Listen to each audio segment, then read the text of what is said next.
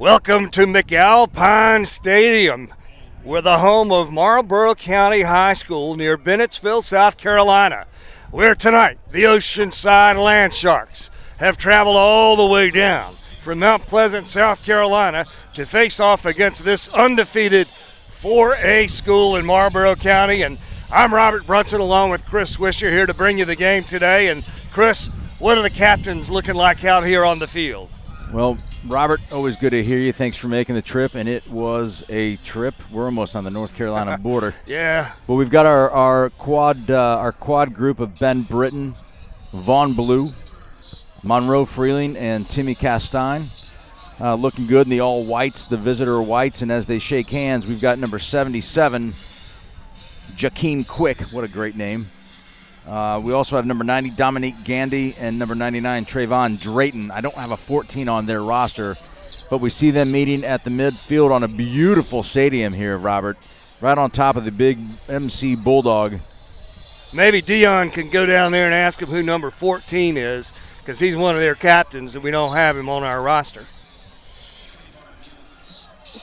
One of their coaches is up here. I tell you what, the folks at Marlboro County High School have been very hospitable and friendly. Very great atmosphere here for high school football. Marlon Smith is number 14. Thanks, Dion. So the Land Sharks win the toss. And it looks like we have deferred, I think. The white hat is getting them situated on either side of the 50 right now. And the Dogs will have possession first. The Oceanside Land Sharks will kick off to start the game, Robert. So, Swish, the Land Sharks coming here fresh off of their first game against a 5A opponent last week when Carolina Forest traveled in from Myrtle Beach, and we took care of business. The only time we've ever played one of those guys, and we took them down. I tell you, it's a great, great boost for the Land Shark program. Again, not – we're going to pause real quick for a second, Robert, as we have the national anthem.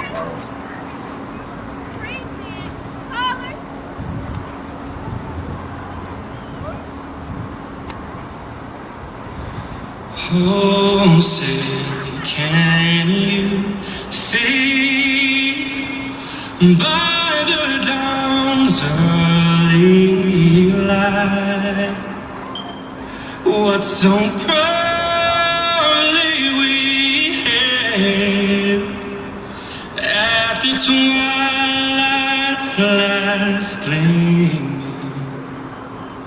whose broad stripes and bright stars through the perilous fight o'er the ramparts we watched were so gallantly streaming, and the rockets red glare, the bombs bursting in air, gave proof through the night that our flag was still there. Oh, say does that star-spangled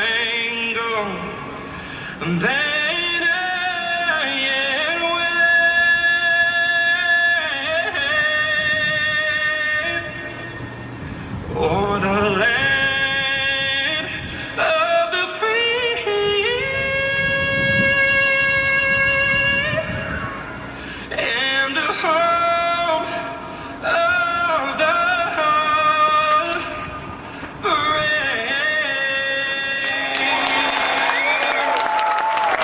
That was a nice national anthem, Robert. Wish I got to tell you, the atmosphere here for high school football is as good or better than any school we've been to, starting with that fabulous solo of the national anthem.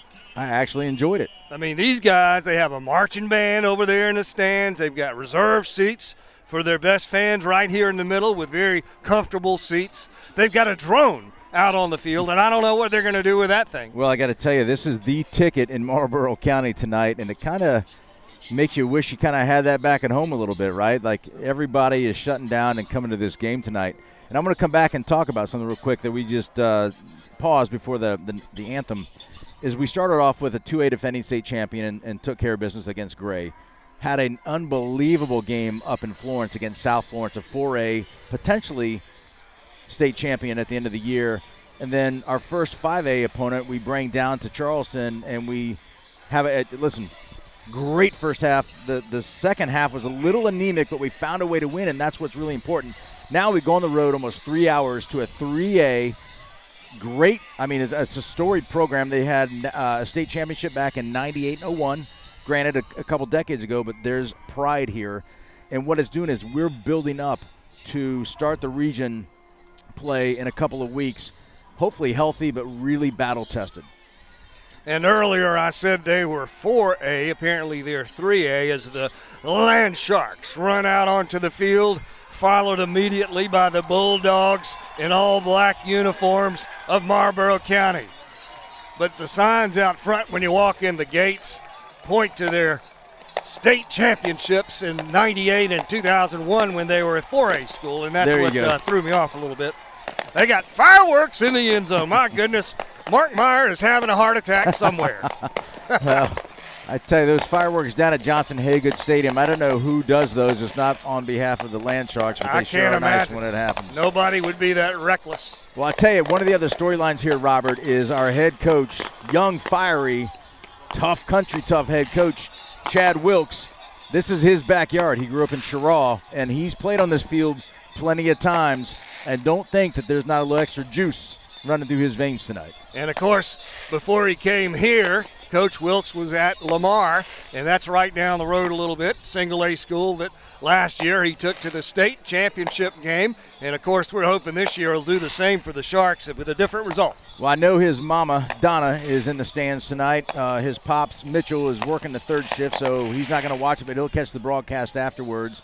But I know he's got a lot of family in the stands tonight, and this one means a little something extra if you don't think he's got it going on for these guys. So, well, Coach Wilkes has really brought a lot of enthusiasm to this team, a different approach on offense and on defense. Might not always be relevant, but as I was looking the other day and thinking about it, we don't ever run jet sweeps. Last year we ran jet sweeps all the time to create motion on offense. He does not do any of that at all on offense. Well, I'll tell you, what I'm noticing is week after week he's always adding a little bit more in and a little bit more in. He's crafty and he's sneaky. He's not going to give the opponents a lot.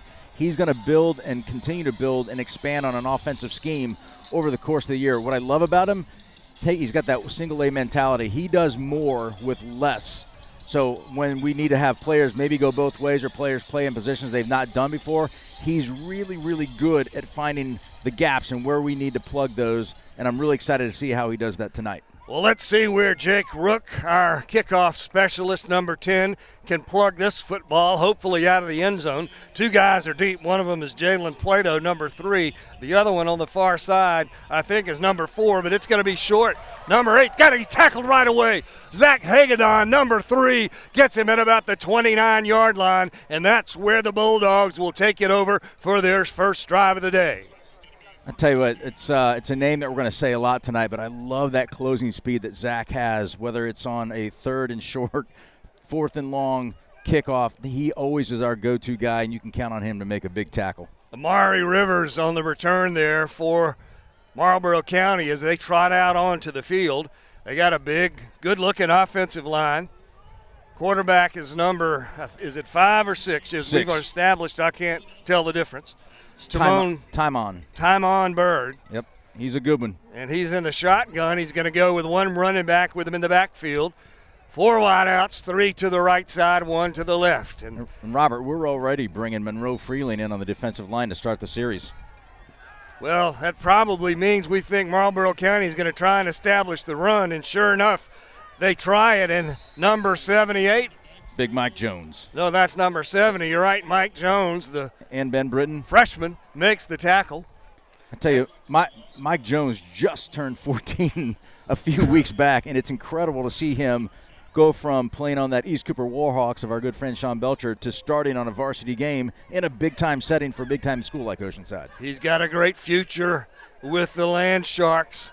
As we get ready to see him on a 2nd and 13, they put a man in motion this time. Number 2 goes right to left.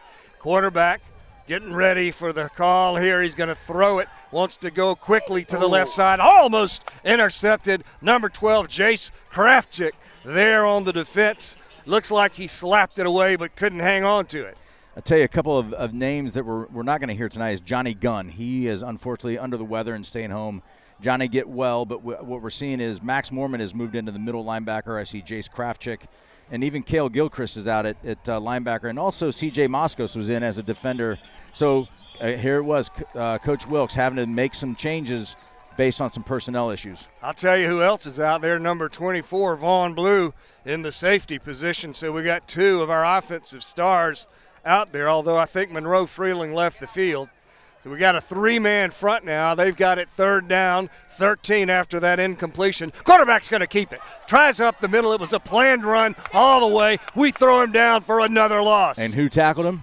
Number 24, Vaughn Blue. You're my boy, Blue. Vaughn, who also won a statewide Player of the Week award. He might have had some good help from the old Oceanside faithful fans, but nonetheless, here he's getting it done for the first 3 weeks on offense, and now he's making big plays on defense.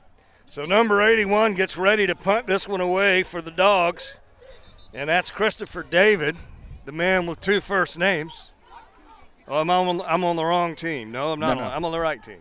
So back Oh, deep. Ethan Baldwin is deep. That's what you're trying to No, say. actually, it's Gavin Gaspar, and we've got an old roster. So number 14 is Gavin Gaspar. Devin Yard will be number 7 tonight. Well, the good news is Chris Swisher has this thing memorized. I don't even need a roster. He knows every player. He can tell by the reflection on their helmet as they run down the field. So facing a 4th down, the first drive for Marlboro County went the wrong way for them. And we'll see if, oh my goodness, I don't know if that was blocked, but it didn't go anywhere at all. It's going to cross midfield, but only after taking a good bounce for the guys in the black uniforms. Zach Hagedon may have gotten a little piece of leather on that football, but he was right there on top of it. And I noticed, like, when they were lined up, it was really tight and bunched up. It didn't look like the offensive spread on that front line had a good, wide enough setting to prevent that same thing happening for what Zach was going to run in and do. So, and as we get ready for the Sharks to run out onto the field to try their first drive of the day, we can think back to last week when their first drive consisted of only 4 plays, no huddles, a touchdown, and it was a thing of beauty, and it only lasted 30 or 45 seconds. that was about it. I tell you, we got you. If I recall, you and I were getting probably a little sleepy and cocky, like it was very pedestrian, very academic, but I tell you, give Carolina Force credit. They went in at halftime, made some adjustments, and brought the heat back to us. We didn't have a first down until that very, very last drive where we scored to take the lead, where we had 2 first downs. Yeah, the Panthers came to play, and that is for sure, but we will happily take that win as number 1, our leader on offense, Edward Reidenbach, is ready to take the snap. He's got 4 wideouts, and something happened here before the play. Well, he had a nice, strong smack in the hands. It looks like Marlboro County jumped off sides already. We're going with 4 wideouts here. No tight end. Trey Brown, who's our H-back, is in the slot on the left side. Jace Krafchick also wide out to the left. Cole Strickler's wide out to the right. And Bryce Bennett, it looks like, is in the slot on the right side. And tell me if that's not Bryce. Okay, thought so. As Edward is being blitzed. Hands it. No, he keeps it. Fortunately, he faked it to Vaughn Blue. Vaughn got hit immediately, but Edward picked up 1 yard, and courtesy of that first offsides penalty, we're now looking at a 2nd down and about 4 yards to go. Well, this is what we're going to have to get used to. Everybody that we play is going to key on number 24. There's no question. Edward with a heads-up play, pulling the ball after that blitz came in. Edward again. This time does give it to Vaughn. Vaughn around the right side. Enough for a first down all the way down to the 45-yard line of the Dogs. Again, Vaughn's averaging, 166 yards, 170 yards a game. The offense runs through him, but we've got great opportunities throwing the ball. Edwards looked really good this year. Capable receivers, but let's see if we try to establish the run first. Edward wants to throw it over to the right side. He gets it complete. I think that's Strickler, number 8 over there. What a great job getting extra yards after the catch with a big long wingspan of a stretch, another 2 yards with that arm reach. Cole caught a big catch on our first drive last week for about 40 yards to help set up that first touchdown. This one gets us in a 2nd and 4 position on about the 38 or 9 yard line. Let's call it the 38 of Marlboro County. We go no huddle, but we're taking a long time as we're looking over to the sidelines to see what the coaches are sending in. And Edward takes this snap, gives it to Vaughn. Vaughn wants to go right up the middle, but nothing doing. Marlboro County handles our offensive line on that one. Well, I'll tell you, we were wanting to go quick, but the referee is standing over the top of the ball, letting the defense get set as well, too. So let's key on it. That continues to happen tonight, Robert. But clearly the Dogs are coming to stop 24, so let's see if we make some changes here in terms of offensively how to get the ball down the field. 3rd down, 5 yards to go now. The ball on the 40. We lost a yard on that play. Vaughn Blue still in the backfield. Could be a run, but this probably is more of a passing situation. They're blitzing. Edward throws it. That's a first down. That's Bryce Bennett, I think, down to the 25-yard line. Yes, sir. Number 6, Bryce Bennett, the wide receiver. And Bryce is a senior on the team this year, starting as a wide receiver, and he's got those sure hands, and he runs excellent routes. 8:15 on the clock. Hand off to Vaughn up the middle. We have a 1st and 10 on their 25, and Vaughn picked up just 1 or 2. Trying to tap into the red zone here in Marlboro County.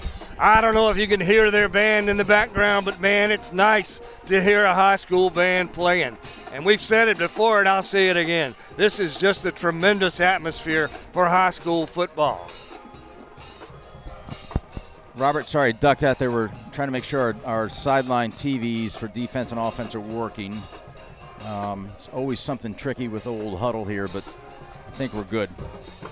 So Edward puts Jace Krafchick in motion, but the whistles blow before that one can be underway, and it's a delay of game, my goodness, on Oceanside, and you don't like that.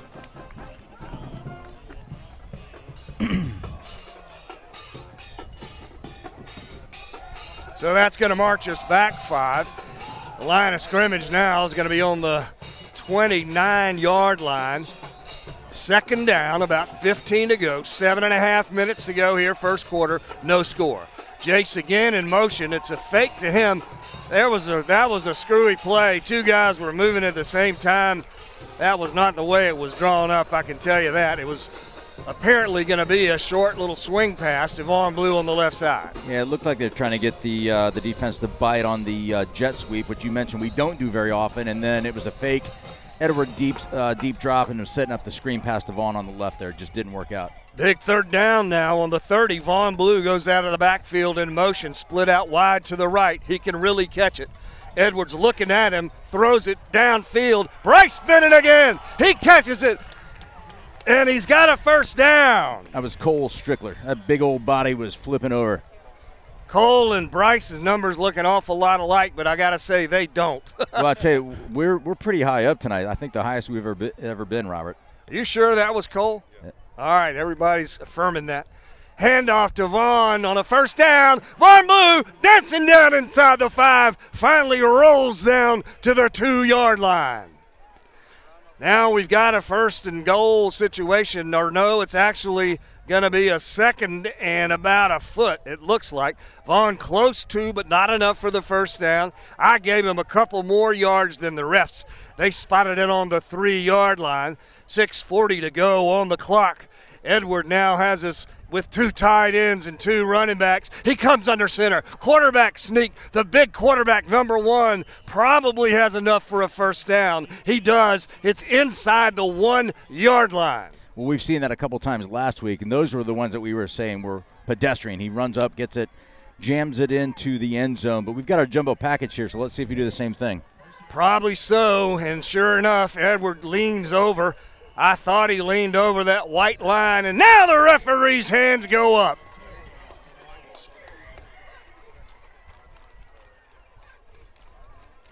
We're short our normal cameraman today.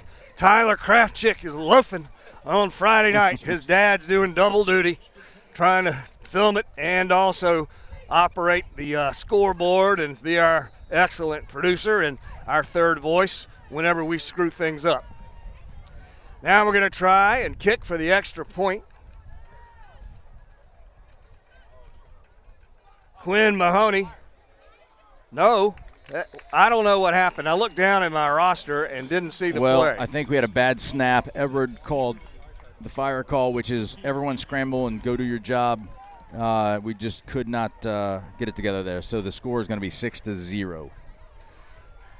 So a special teams snafu works in favor of the home team Bulldogs, and Marlboro County wants to see if they can gain some positive yardage on this drive. The last time they lost a total of about 1 yard on their 3 attempts before they had to punt it. Well, I'll tell you what I liked about that is, again, everybody's got a key on Von Blue, right? And then we show we can move the ball downfield with a passing game. They're going to have to cover one or the other, and as soon as the pass game gets going, we're going to have a great shot to get the ball going on the ground with Von Blue. My goodness, speaking of Von Blue, look at that beautiful moon over there. I'm not sure why that reminded me of Vaughn, but it looks like it's pretty close to a full moon in the sky, and if at some point we're going to get a panoramic view, and we are really out in the middle of a bunch of soybean fields. I mean, there is nothing out here in Marlboro County outside of the town of Bennettsville where we are. Total offense so far for Oceanside, they got 56 yards on that drive. It consisted of 11 plays. And the kickoff now is going to go to number 3. He bobbles it as it goes into the end zone. It's going to be a touchback. And we're going to have real-time statistics in this game today, which is a great treat for us. Thanks to Bill Sandvig, who's up top with us. Traditionally one of our louder cheerleaders in the crowd for the Oceanside Landsharks. But, Bill, thank you for being up here tonight, buddy, taking care of stats for us. It surprises me a little bit that he's a loud guy in the crowd because he's pretty darn quiet up here. Edward had 4 pass attempts, and he completed 3 of them for 38 yards on that drive. Von Blue had 4 carries, only picked up 14 and only averaging about 3.5 in that first drive. But as we all know, all I have to do is say Von Blue's only averaging 3.5, and that will likely launch him into a 90-yard touchdown. The clouds are trying to disguise the moon, but it is so big over there on the horizon. Doesn't it feel like a Friday high school football night finally? Hey, and there's no rain up here. Charleston's getting hammered. And we were talking about we might need a little jacket up here tonight because it's a little bit cool. It's got to be in the 60s where we are. Well, I would say, what is it, the latitude or the longitude of where we are? It's 3 hours north of Charleston right now. We are definitely north of Charleston. Otherwise, I can't give you any hint as to where Marlboro County is. Their quarterback is going to take it, run it around the right side. We knock him down right about the 25-yard line, and they pick up 5 yards on the carry by their quarterback, Timon Bird. That Timon Bird, there are a lot of great names on this roster. That's one of them. And I hope I don't say Timon, the character from, what's that? Disney? Lion King. Well, yeah, the Lion King. That's what it reminds me of course. At any rate, Timon. I think he's going to be a big playmaker for them tonight, Robert. Looks like it. Let's keep an eye on him. He's going to go with 3 wideouts and an H-back. I think this is the first time we've seen this formation. It's a handoff to the sole running back, number 5. We trip him up, but he has enough for a first down as he leaps down to the 35-yard line, and number 5 is DeFonta Tyson. I'll tell you, this is going to be something to keep an eye on here for our defense. If we think back to South Florence, if we think to Carolina Forest, that run, that inside zone run up the gut, we've got to really step up and see our linebackers have that get downfield, plug those holes, don't allow their offensive line to get second level. We have got to stop that inside run. Trey Brown and Jace Kraftchick are two linebackers right now as their quarterback wants to throw it. He's pressured in the backfield, dances around, finally decides to run it, gets it just past their 40-yard line, call it the 41, and that's going to bring up second down at about 4. Good tag team there with Trey Brown and Timmy Castine. He's that quarterback. He's quick. He's athletic. And what scares me about those types of quarterbacks is when a play's broken, they fix them. They make things happen. Mike Jones, Timmy Castine, and big number 54 are out there on our defensive line. As Marlboro County is looking over to their sideline, Ben Britton, of course, is 54. We're going with a single safety. We don't have Vaughn Blue in or 78, Monroe. Quarterback keeper tries the right side. We saw it, stopped him. He got a couple of yards. It'll bring up third and short as we pass the 4-minute mark here in the first quarter. They're going to say 3rd and 2 now for the Bulldogs. Remember, their first drive only lost yardage, so they got to feel a lot better about this one. They've already picked up 1 first down. Most of what they have gained is their quarterback, number 6, running with the ball. That's Timon Bird. But number 5, their running back, Devonta Tyson, had a big carry on this drive as well. They're all looking over to the sidelines. They've still got that H-back in there, 3 wide outs. Quarterback stops his cadence and looks back over to the sidelines again, and they're going to call a timeout. And think about this 3rd and short play here late in the first quarter. Good job by Oceanside not to jump right there. They were trying to draw them off sides, and now we see them coming over to take the timeout, signaling in the first quarter that if they're going to waste a timeout now, or take one, not waste it, but take one, it's an important drive for them. And if we think back to the Carolina Forest second half, our defense spent a lot of time on the field in that second half, did they not, Robert? And so that's what we've got to really try to stop, these extended, sustained drives, get our defense off, get our offense back on to score some points, and give our D, get their legs rested. And, Chris, it's early in the game, but thus far, looking at their quarterback, Timon, he looks like he's a little nervous about throwing that ball downfield. He gets happy feet and wants to run it. Well, yeah, I tell you, but we watched old Tony Zarzak and I drove up, and we watched the game against Scotland on the way up, and he had some great throws downfield to a couple of receivers. So he's not afraid to throw the ball, but he's a little tentative right now. You're right. He puts his running back in motion. Timmy Castine misses him, but then he's got a bunch of his brothers who come in and help him out. And that's going to be a loss of yardage and bring up 4th down and about 6 to go now for the Bulldogs. Well, whether that was a missed block on the offensive line or some kind of a scheme that Coach Dave Salazzo put on from a defensive line, I don't care. It worked. Timmy came through there like a rocket. We're past the 3-minute mark now, first quarter. We're leading this game 6-0, as you can see on the inset scoreboard on our broadcast, thanks to Scott Kraftchick. It looks like we're going with 4 down linemen out there now, 3 linebackers.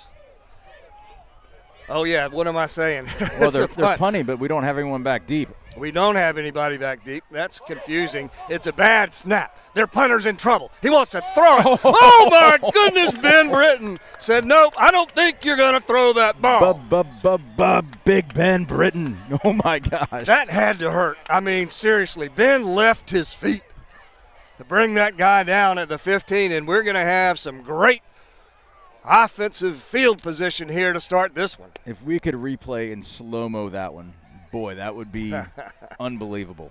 It sure would. I'll tell you what, Ben, he was just charging back there. The punter probably would have been well served to let go of that ball and just throw it. The punter for Marlboro County is pretty thick, but I guarantee that one's going to hurt a little bit. It might leave a mark. So we're going to have it now, 1st and 10. The ball on their 17-yard line.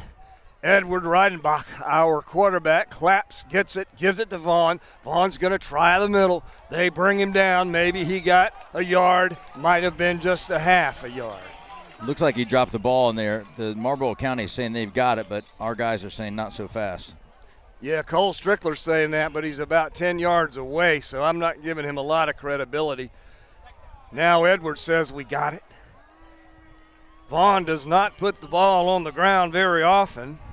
Let's see what the white hat says, because he's got the vote that counts. He's not going to say anything, but we're still on offense, so that means we got it back. 1:43, clock is running here. There's no play clock, which is interesting. Yeah, it's a little tough. They've got one, it's just not operable. It says 0. So Edward has his personnel out on the field now. Looks like kind of a throwing play. Vaughn's with him on his left. No, that's not Vaughn. He's going to throw it down the right side to Cole Strickler, but can't get it. No, yeah, that's Cole. And the pass was not exactly on target. Good coverage as well by the defensive back. That's number 9, A.J. Johnson, giving Vaughn a quick spill. I see Vaughn coming back onto the field. Good to see A.J. Johnson just back out. Did he change his number? Yeah, he's been number 9. Okay. He's number 9. I thought he had a double-digit number. And maybe thinking of when he was on the JV team. At any rate, Edward drops back to the shotgun. We've got a 3rd and 10, a minute 18 to go, first quarter, and then we'll flip the field. Edward wants to throw it again, doesn't see anything on the left, throws it to the right, a little too high. I think that's Cole Strickler again, and if it's too high for Cole Strickler, jumping as high as he can, it's too high. Well, give our O-line good credit. Gave Edward time to read through his progressions. Had plenty of time to make a good throw, and he was trying to needle that one in on a double coverage there. But I like that ball going high up to Cole all day long. Clock stopped at 1:09, 4th down and 10. We're inside the red zone. Edward going for everything, and it's intercepted. Marlboro County now has it. They would have taken it over anyway, but they get it all the way up to their own 25-yard line. So they're going to have another chance to put points on the board.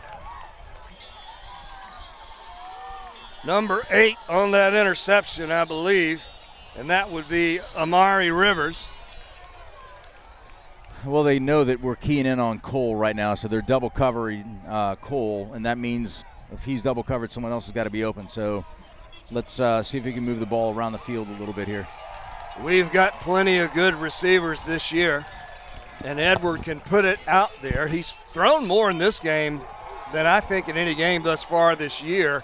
I'm not remembering for sure about Gray Collegiate, but it does seem to me he's putting it in the air a lot. But now we're on defense as Marlboro County, the Bulldogs on their home field, beautiful artificial turf, get ready to start their 3rd drive of the game. Quarterback keeper, he faked a handoff, but we're just dragging him down back there in the backfield. That was one of our linebackers, number 30 in there on the tackle. Actually, it was 20, Maxie Mormon and Timmy Castaigne. Max did a great job of filling on that one. That's the kind of downfield that we need to stop that run, whether it's the quarterback or the running back. That's exactly the type of pressure we need right there. Yeah, and we figured out that they're not wanting to throw the ball, and we're really keying in on their running and especially on their quarterback. Big Dylan Baker now in at the right defensive end position. That moves 54 Ben Britton over to the left side. Mike Jones and Timmy Castine, the interior defensive lineman, as Marlboro County has a 2nd down, a little more than 10. Quarterback tries to throw it. Looks like he intended for number 4. Was that completed? I no, couldn't tell. It was great defense. I didn't see who, but our guy knocked it out of the hands. But that was number 4. Justin Purvis was the intended receiver. It was a quick little hitch route. Even if he had caught it and completed it, it wasn't going anywhere. I did not see the ball leave his hand, so glad that you were focused on that one as the Bulldogs now have it 3rd down and about 11, 8.7 seconds. Not 8 point, well, I won't even say that again, on the clock here in the first quarter. 6-0 your score. The Land Sharks are leading. Empty backfield now for the quarterback. He puts the running back in motion. It's a jet sweep. Oh, He fumbled it. The ball's on the field. We're scooped it up, and we're going to have it 1st and 10 on the 13-yard line. Jace Krafchick, always money man on the spot. He wanted to scoop and score that so bad. Oh, man. And there was a good thought, that offensive play, the little jet sweep after they've been running so much up the middle, but that one just went nowhere. I think that was number 3, Jalen Plato. Yes. Who was on the carry there. Jalen Plato, number 3. Jace Krafchick recovered. I think they caused their own fumble on that one. So. We're talking to our keen statistician here, so we make sure that we get everything correct on the stat sheet, which is awesome that we're able to have that now in real time. I tell you, last week we didn't have any turnovers, but here we've had a pick. It would have been a turnover on down anyway. We've got a fumble. We had the snap beyond the punter. So there's been a lot of activity on this end of the field. We just need to capitalize and punch one in. What's going on here, Swish? I think it was you know what? I think they called it a forward pass that was incomplete, and so it's going to give them a 4th down. Okay, I don't know about that, but whatever. They're going to punt it with 2.4 seconds to go here in the first quarter as they have it 4th down and about 11. Marlboro County is yet to cross the midfield mark in this game. Their punter hasn't shown himself to be very troublesome for us. That's another one that's not blocked at all, but it just went straight up in the air and straight down, and the referee is going to mark it 1st and 10 for us on their 36. Well, the punter is also their quarterback. He definitely, and Coach Chris Hutter, who is up top with us, was letting us know that beware, it could be a fake. But he probably would have been better if they tried a fake play on that one, because that punt just shanked off the side of his foot and went about 13 yards. So that, of course, is Timon Bird, number 6. He's been in on a lot of plays here today. And we're going to take it over now. 1st and 10, and see if we can do better than our last drive in which we were unable to get a 1st down. Vaughn Blue in the backfield. Trey Brown, the H-back, goes in motion, stops on the left side. Vaughn has room in the middle, but they close it quickly. He picked up about 4. They're going to say the line of scrimmage now is the 33. Yeah, we're gonna flip the field here as we go into the second quarter. Scotty Krafchick is going to change our graphics here. I tell you what, I like what I see early. I want to see a little bit more rhythm and more cadence with what we're doing here. I think it feels, Robert, like we're close to having a big breakout passing play, and it's just a couple of sustained passing plays on a drive that will cut open Vaughn. Vaughn's going to break some big ones tonight. He always does. We always count on it. But we've got to get that pass game established. So I'm trying to pull up the stats from the first quarter here, and I think I've got it. That we had 59 yards total offense. Marlboro County with a -5 yards in that first quarter. We had 16 plays. They ran 12, and our yard per play average was 3.7, which is not great, but it's a lot better than 0.4 to the negative, which is what the Bulldogs were able to do. We've got it now, going left to right. The Sharks in white uniforms. The home team Bulldogs of Marlboro County are in black, and we're running 12-minute quarters, and we're going to start the second one here momentarily on a beautiful night for football in Marlboro County. All right, let's see what we got here. So it's a 2nd down and 7 yards to go. Edward Reidenbach puts Trey Brown in motion. Trey stops over as the wing on the right side. Vaughn Blue takes the handoff. Vaughn charges through, picks up about 3 yards. We're doing that 3 yards in a cloud of dust thing so far here tonight. I'm okay with that. Remember old Coach Call used to say, we'd be in a business of getting 1st downs, and if you get enough of them, you're going to get a score, right? And so I don't mind keeping our offense out there and grinding that out. That's old school football, but it gives our defensive guys a chance to get on the sideline and be rested. So now we're facing a 3rd down, a little less than 5. Edward keeps it, faked it to Vaughn. Edward has the 1st down. Flag comes flying in from the other end zone. Edward picked up a 1st, but I don't like the looks of that yellow handkerchief. He's calling a hold. He threw that from basically the end zone. The Marlboro County players are calling it against us. I don't know if they've been deputized, but sure enough, it's a hold against the visiting Land Sharks. So that first down by our quarterback is going to be nullified. He's been handing it to Vaughn. That time, faked it to Vaughn, kept it around the opposite way. Edwards, he's thick. He's like a Ben Roethlisberger kind of guy. He's got a big arm, but he also has a big body and uses it to his advantage. You know me, I don't like our quarterbacks going for those extra yards after contact. Go down, preserve yourself, but Edwards going to get his yards when he can. That left side of the line anchored by big 78, our tackle Monroe Freeling, the all-everything and future Bulldog himself, except he'll be in Athens at the University of Georgia next year. Third down, about 8 now to go for a first. Edward with an empty backfield is going to throw it. He has time. He throws it downfield. His receiver is in the dirt.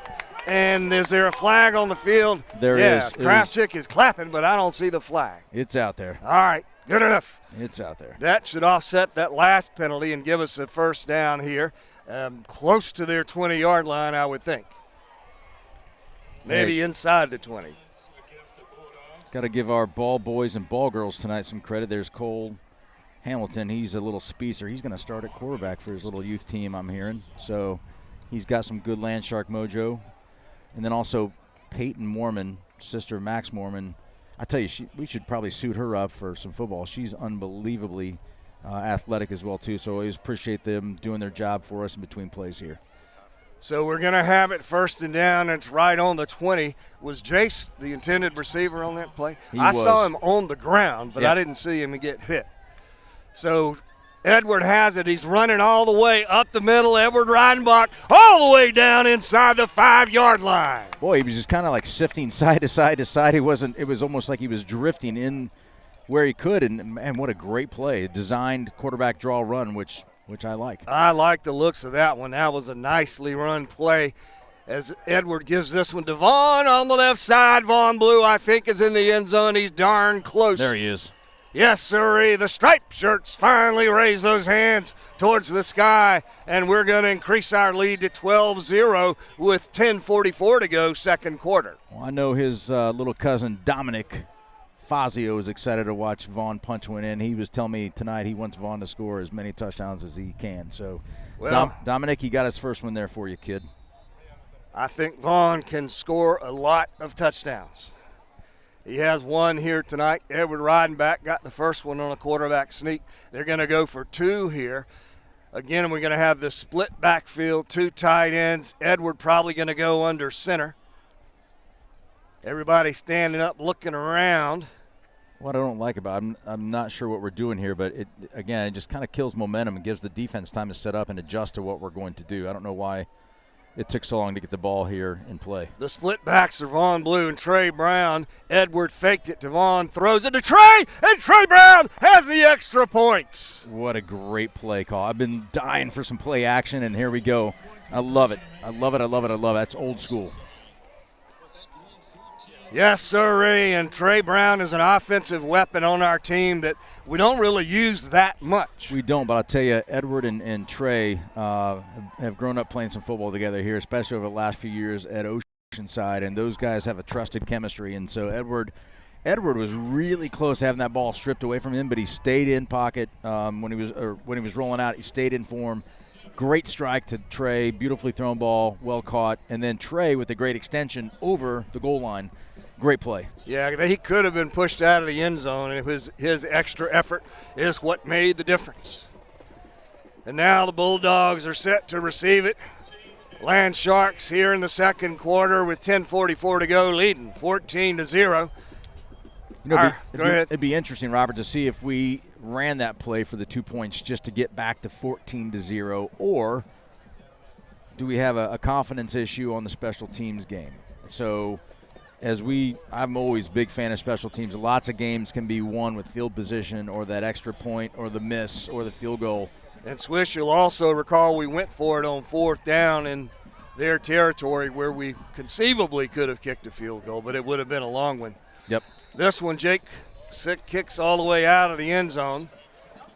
So it'll be a touchback for the Bulldogs. That was returnable, though, Robert. They didn't even make an attempt to catch it. They're just going to take their ball into the end zone, start at the 20, and let's see what they can do. So Jake Rook, number 10, our kicker. He's also a linebacker and hasn't played a lot of football. He's really been a soccer player in the past and a basketball guy, as I understand it. Yep. I tell you, he's adjusted incredibly well, and that's what Coach Wilkes likes, athletes. Whether you've played football before or not, he wants athletes to come out and play, and Jake's a great example of coming in and starting in as one of our safeties on the defense. And who knew the kid could kick, you know? Yeah, you never know. I guess if you're a soccer player, it's worth a try anyway. So Marlboro County hasn't found that offensive combination yet to get across midfield. They're going to run this one for about 5 or 6 on the play. Number 7, a new running back in there for them is Tyrell Bridges.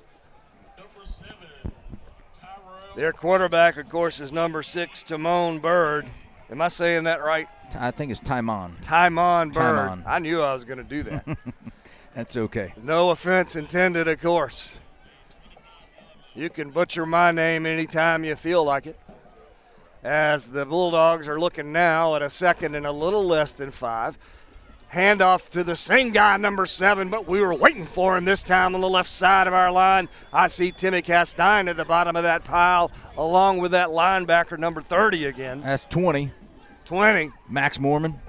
Maxie's doing a much better job this game of being physical, of stepping up and inserting himself, not letting them get second level. That's a great, great couple of plays I've seen Max play here. We've also got a new linebacker out there, number 33, A.J.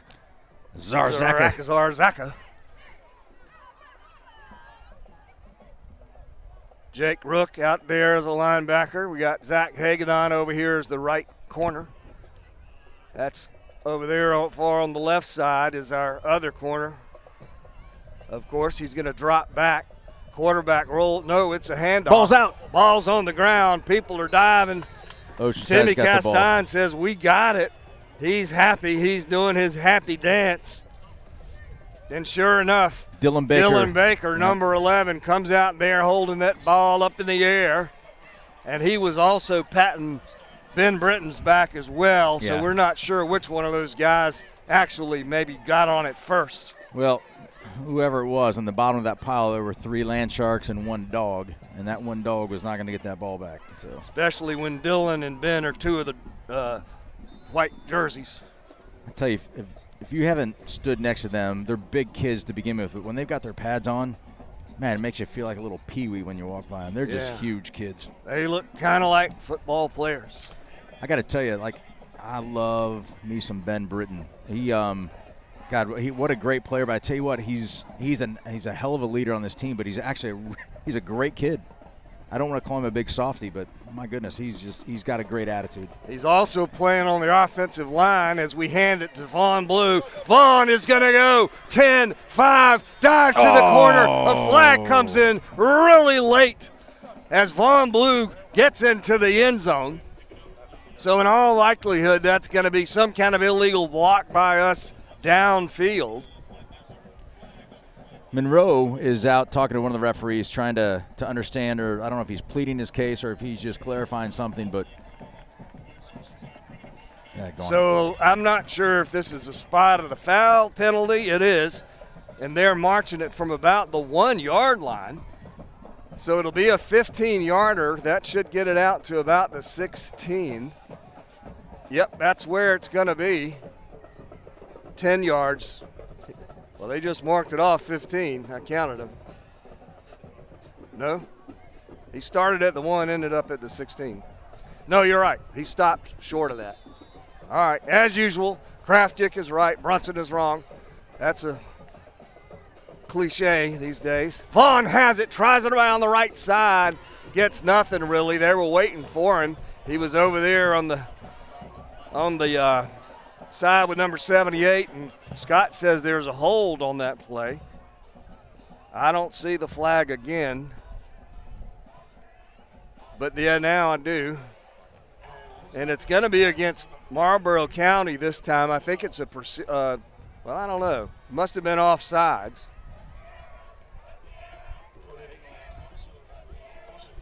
Nope.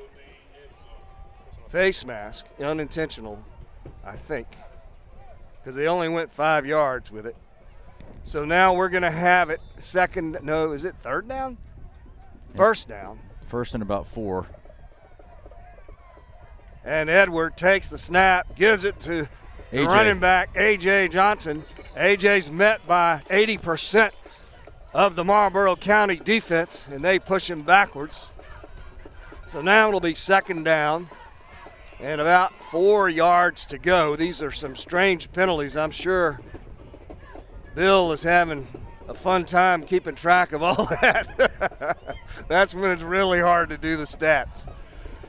At any rate, we're glad to have whatever we can get. We're going to try and get some more points here. 8.5 minutes to go, first half. Edward takes the snap. Looks like he's going to throw it. Flag comes in. Edward into the end zone. Come on, guys. What? There are a lot of penalties in this game. I mean, Cole Strickler's throwing his hands up in frustration over there. I did not, see the play. I was watching Edward. I didn't see the penalty. So what are they going to do to us now? Holding, they say, and that will push us back. Well, it looks like we'll have to score for the 4th and 5th time here before it counts. Yeah, no kidding. We've already put 2 in the end zone, right? Reminds me of last year when Tucker up against Academic Magnet. I think he scored 4 touchdowns, and they were all called back on holds. Do you remember that? I do. I think he had about 150 yards rushing on one series, but they're not wanting us to get in that end zone, Robert. Well, they walk off 10 yards. That makes it second and about 14.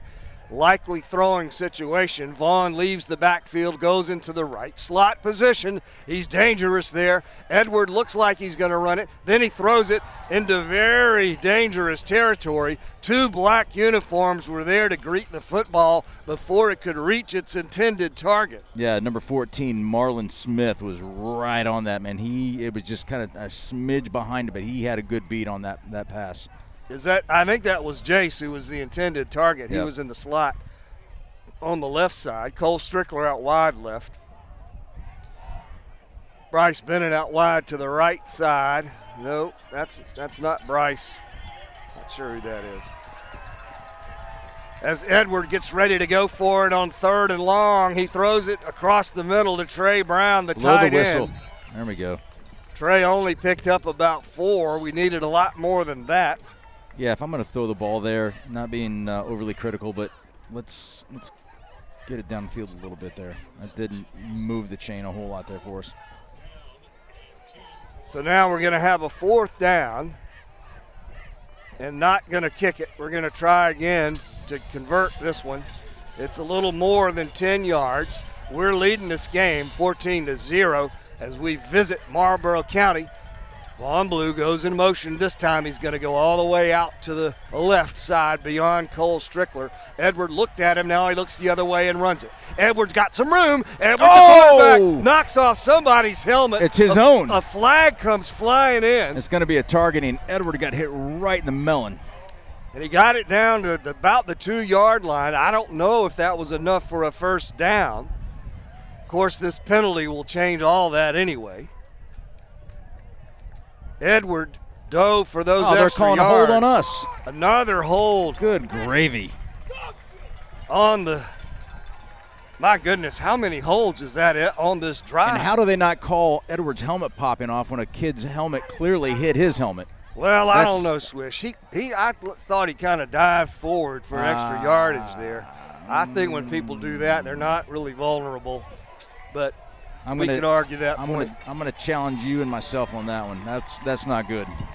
Well, Coach Chad Wilkes is not happy at all. He is not happy at all. Well, Marlboro County is going to take it over here, I think. No, we're still on offense. They ran off the field. That threw me for a loop. Our coaches up here on top of the press box are going nuts.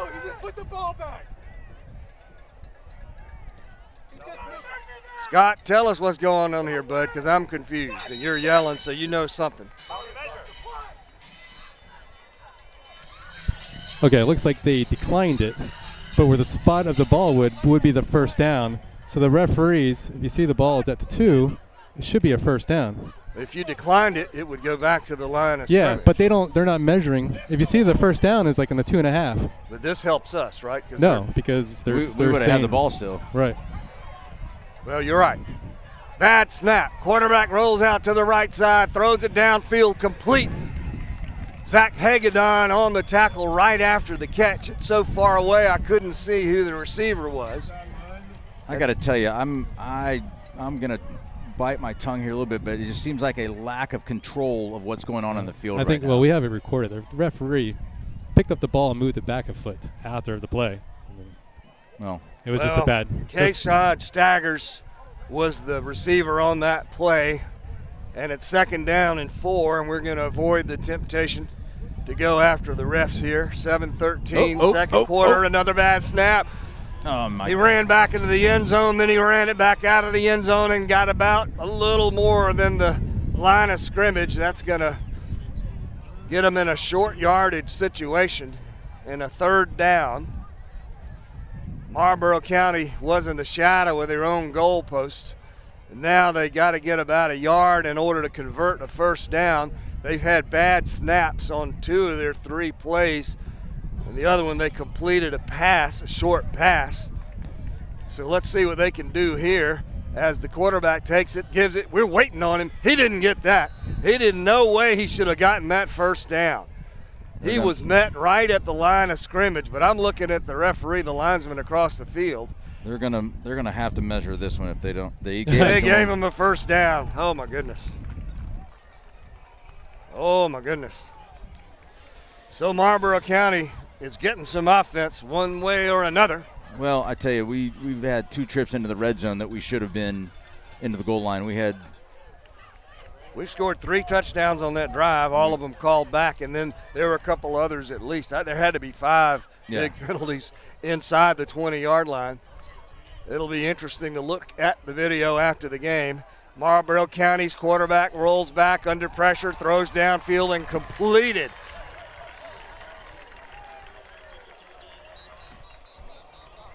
Grayson Freeling, the safety, made the tackle, but it was after the catch. Flag on the field. Another flag. Come on, let him play. I mean, good grief. This one's going to go against them, but still. You know, it's not unusual you could have a legal man downfield or a hold because he had a long time there to throw that pass. I didn't see They just who caught it. And now he just threw another flag. The clock's been running. A complete lack of control in this game right now. Yeah, there's a back in around the safeties territory in the defensive backfield. Another flag on the play, and now Marlboro County says that one's against us. That was a dead ball foul. A hold? No, it's on. I think it's on number 0, Grayson Freeling. I don't know what that's about. Was he talking? Had to be.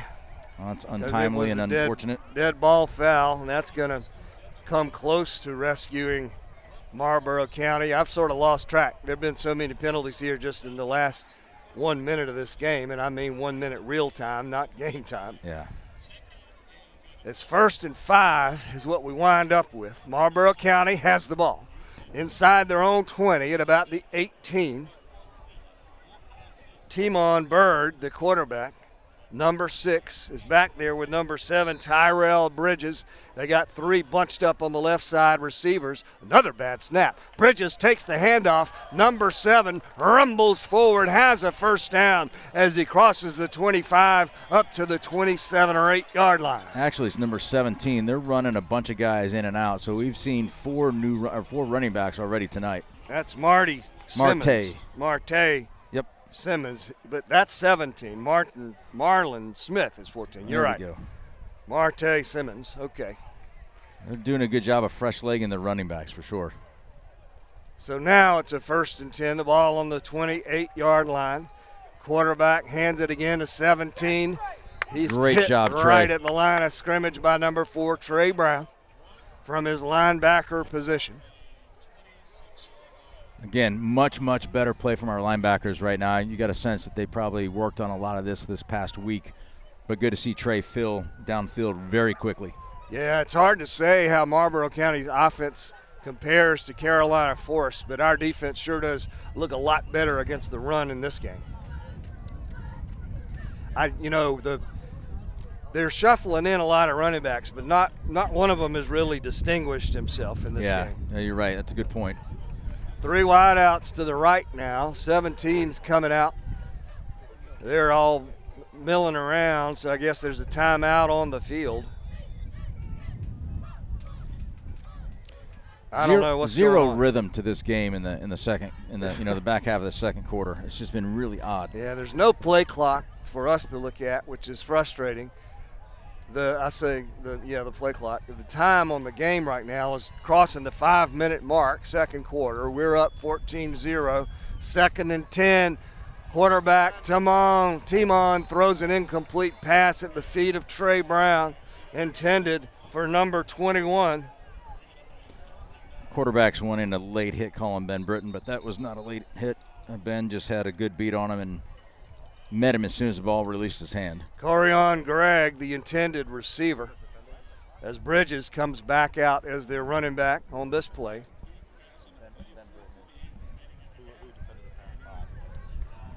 So we're going to have 4 wideouts on the right side. On that play, Trey Brown was the closest guy to the pass. As the Bulldogs are looking over to their sideline. We haven't talked about Tez Spahn tonight. Let's see Tez come with a big play right here, Robert. I got a feeling. Tez right here on the near side on the cornerback position. Quarterback wants to throw it. Dylan Baker has him in the backfield. He let it open. loose, though. Number 2 caught it downfield. I never saw the ball leave the quarterback's hand. He was wide open.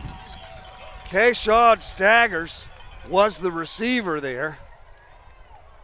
And I'll take your word for it that he was wide open. I was looking at Dylan Baker, who I thought he had a sack. The quarterback had to be in Dylan's grip when he let that one go.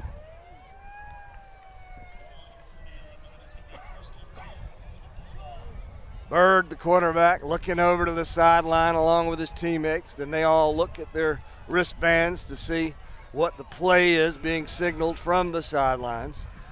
Bridges, 7, the quarterback. They got 3 wideouts on the left side. It's a 1st and 10 on our 40. Hand off to Bridges. He picks up about 4. And now the Bulldogs are in business in Oceanside territory.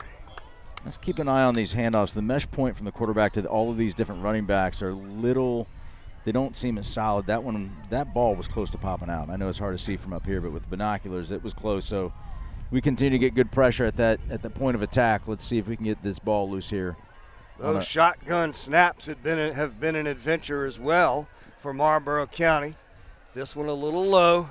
Bird pressured, throws it downfield, has a receiver, but it's incomplete. Over on the right sideline at about the 37-yard line. We're getting great pressure, man. That quarterback's doing a good job of not taking the sack and getting the ball out of his hand at the last second possible. Number 4, Justin Purvis, I think. Yeah, he was the intended receiver on that play. As the clock has 4:02 on it here, second quarter. Marlboro County with their best drive of the day. Started at about their own 1-yard line. They've had a little help from the officials, frankly. And now they have a 2nd down at about 7 as Bird rolls out, pressured again by Ben Britton this time. And Ben put a licking on him, but the quarterback got rid of the ball first. And the defender closest to that play would have been Tez Spahn, number 2.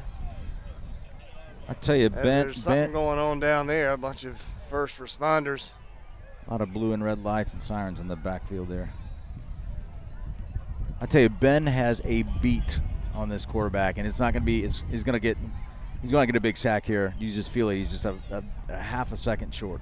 Ben really having a breakout season this year for the Land Sharks. He's always had that potential that was kind of young, but now he's just a junior and definitely a leader on our defensive unit. Timeout on the field now. 3:56 to go on the clock. close to a full moon. I don't know if it technically is or not. We are trying to set a record for the most number of offensive holds we can have in one half a play, and we're really close. I think we only need one more. Bite your tongue, Roberto. You know, whenever I say something, the opposite happens, right? That does happen. So I don't know which side called a timeout here. Do you? Nah, I didn't see it either. I tell you, just think about the change of events. We had scored, put the ball in the end zone twice, if not three times. Penalty, penalty, penalty. Don't know what happened. They get the ball back, and then here we are, their best field possession with 3:56 left in the second quarter right before half. We just have to have a defensive stand here. Don't let that momentum take the ball into our end zone and score. So, of course, it's fourth down, so I'm guessing the Bulldogs called this timeout. Given where they are on the field, they might want to do a little punt to put us deep in our own territory and try and keep us from scoring. I think that's the smarter play for them here. Their percentages on a 4th and 7 are not good. I'm going to look at their stats in a little bit, but their completion percentage has got to be really low.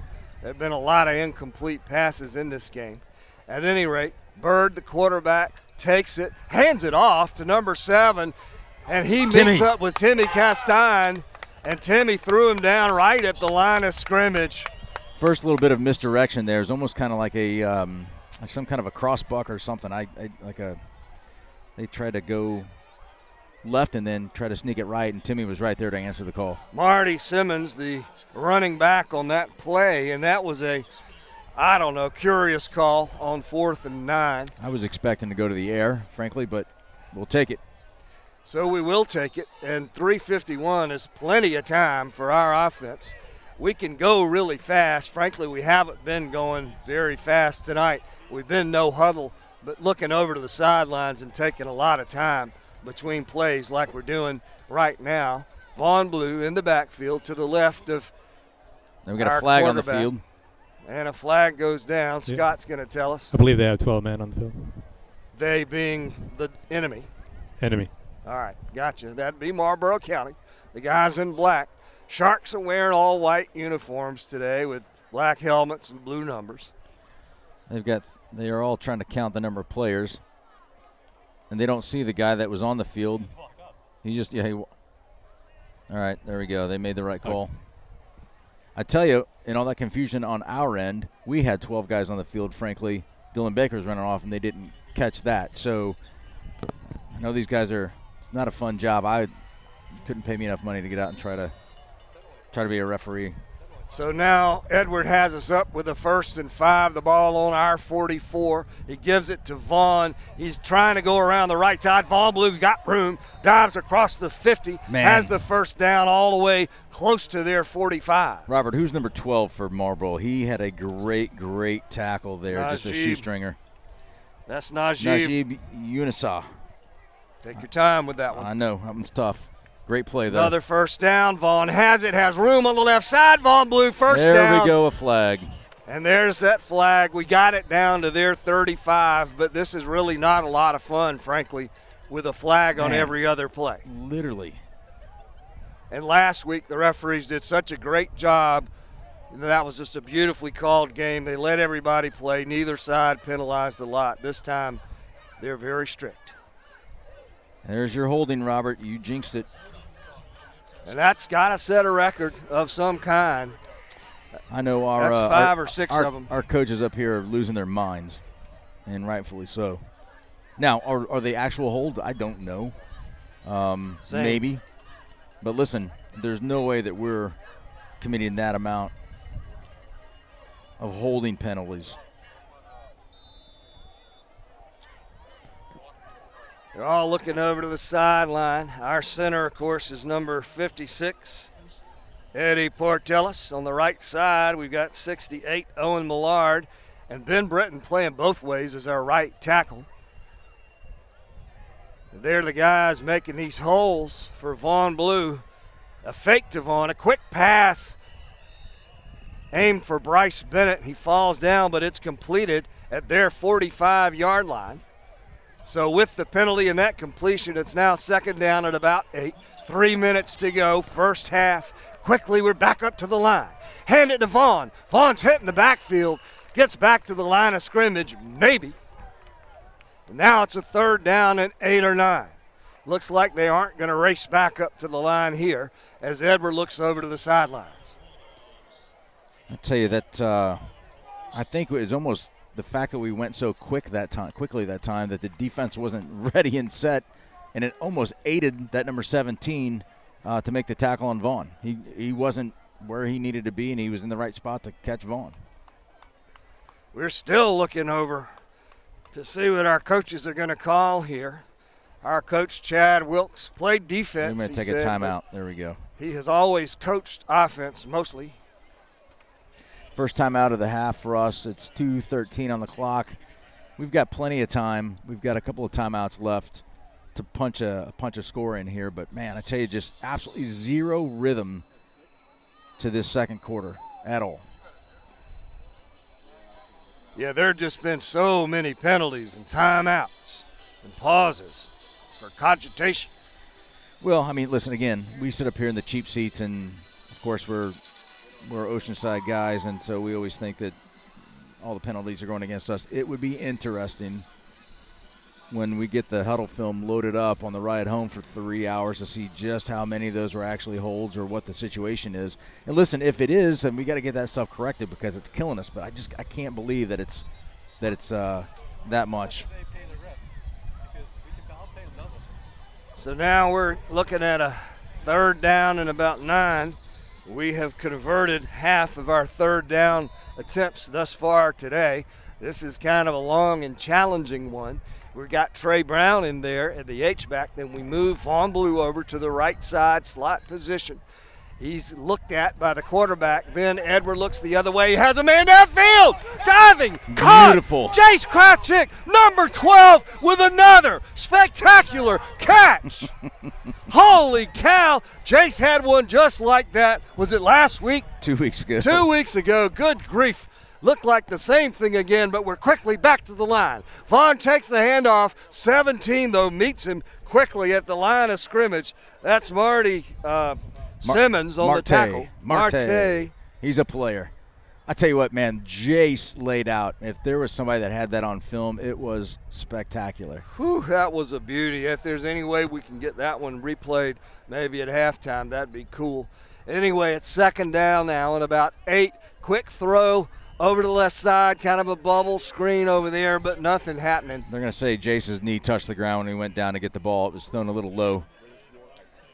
That makes it third down and 10. We're deep in their territory. You really want to come away with some points on this drive, which started in our own territory and included that spectacular throw to Jace Kravchik. Jace had plenty of room to catch it and really had to dive. Edward just dances through the line, running this one, picks up maybe 6 yards down to about the 10-yard line, and that is where they're going to mark it. So they give him 5 on that run, and now we're looking at a fourth down, and who is that hopping off the field, Chris? Ah, boy, you caught me. That might have been Jace.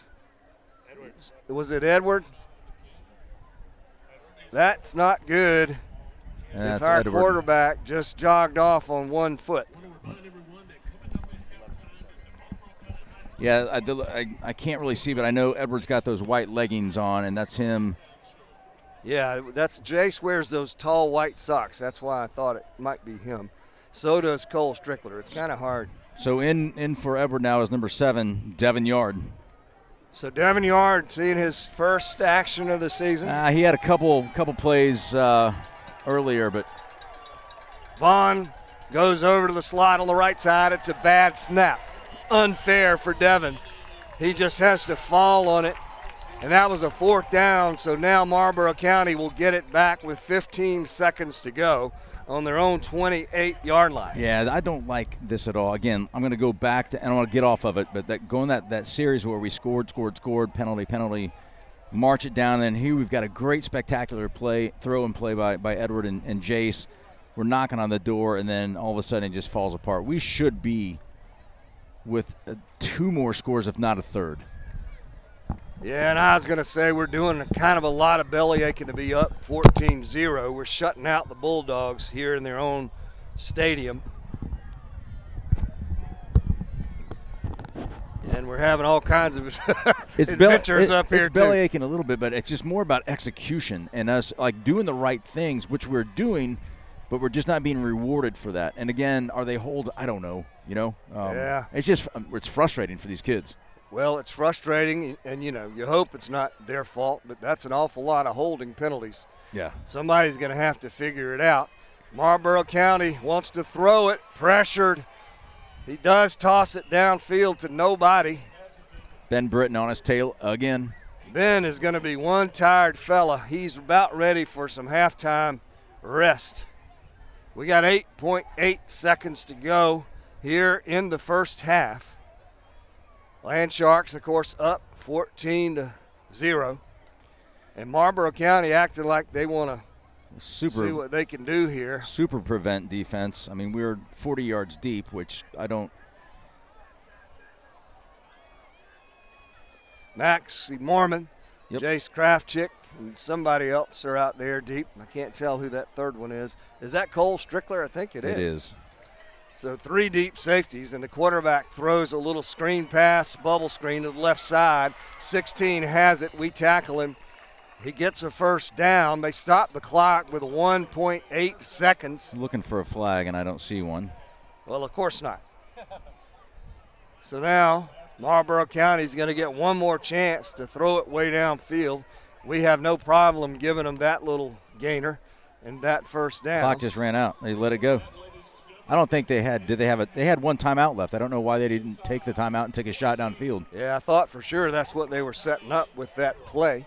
But nonetheless, Oceanside, and what you will have to be characterized really is just a penalty-riddled first half. I don't know if we've got penalty stats we're keeping or not. If we do, we'll let you know. We're going to have some halftime stats here shortly. I'm trying to find some other local scores back in Mount Pleasant for us. So maybe we can talk about that as well too. Yeah, and I'm checking out, see what kind of stats we've already got for the first half. So, yeah, we've got them. Total offense, the Land Sharks 154 yards to 71 for Marlboro County. We've run 33 plays. They've run 27, so that's about even. We're getting close to 5 yards a carry, 4.7. They're only getting 2.6, but they certainly improved from the first quarter to the second quarter. Passing, we've got 76 passing yards. They've got 53.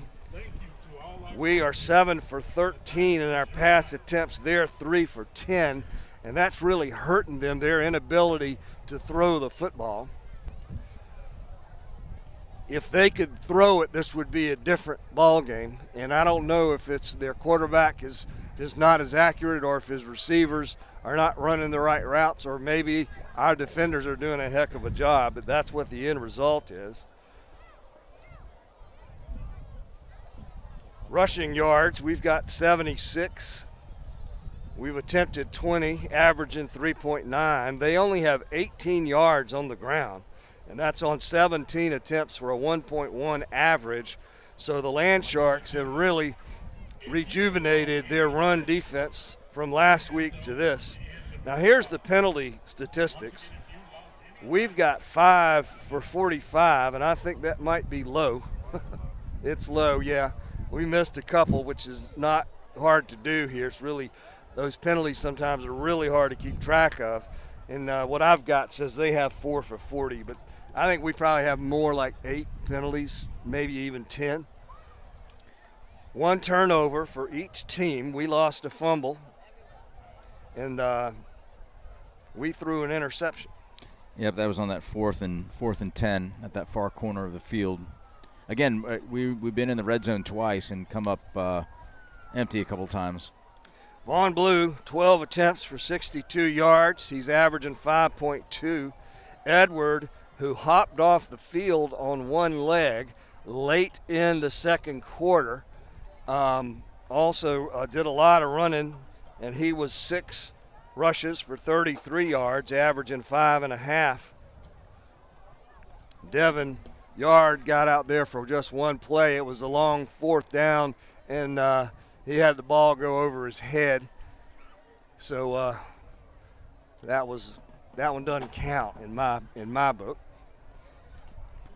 So Yeah, that's how things are looking here. It just feels sloppy, doesn't it? Just feels super sloppy again. No cadence, no rhythm.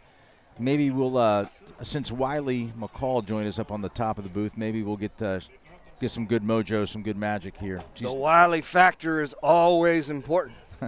She does a phenomenal job taking photos all game long, and then she makes them available to the families. It's great. Wiley just had her volleyball squad down in Tampa. They were in the Nike Classic Tournament of Champions and had a great experience down there. So always appreciate everything that Wiley does for us. We may have to even try to coerce her to get on air here and talk a little bit, maybe some volleyball. So what do you say? You want to watch their marching band for a little bit and give us a chance to gather our thoughts and recover our voices? That'll work. And then we'll be back a little bit before we start the second half to get you set. They look pretty good, Robert, actually. The band, that is. They do. Any band looks good, man.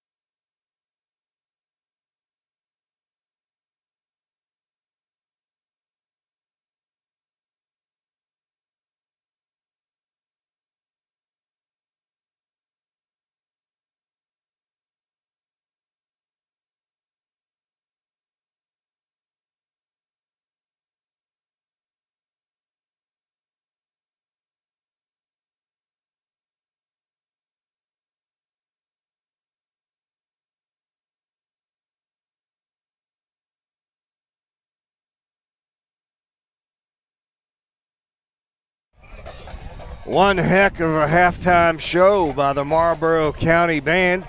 And they're leaving the field now as both teams get ready and warmed up for a second half of football. Land Sharks leading it 14-0 on the strength of one touchdown by their quarterback, Edward Reidenbach. Footnote, we'll come back to that one in a second. The other touchdown by Vaughn Blue, number 24. We had a bunch of touchdowns nullified by holding penalties. And we got pretty darn frustrated, at least everybody up here on top of the press box did. And Chris Wisher, of course, the big play of the first half was a catch by number 12, Jace Kraftchick. Oh, man. And his dad was doing the camera and got so excited it wasn't even in the frame.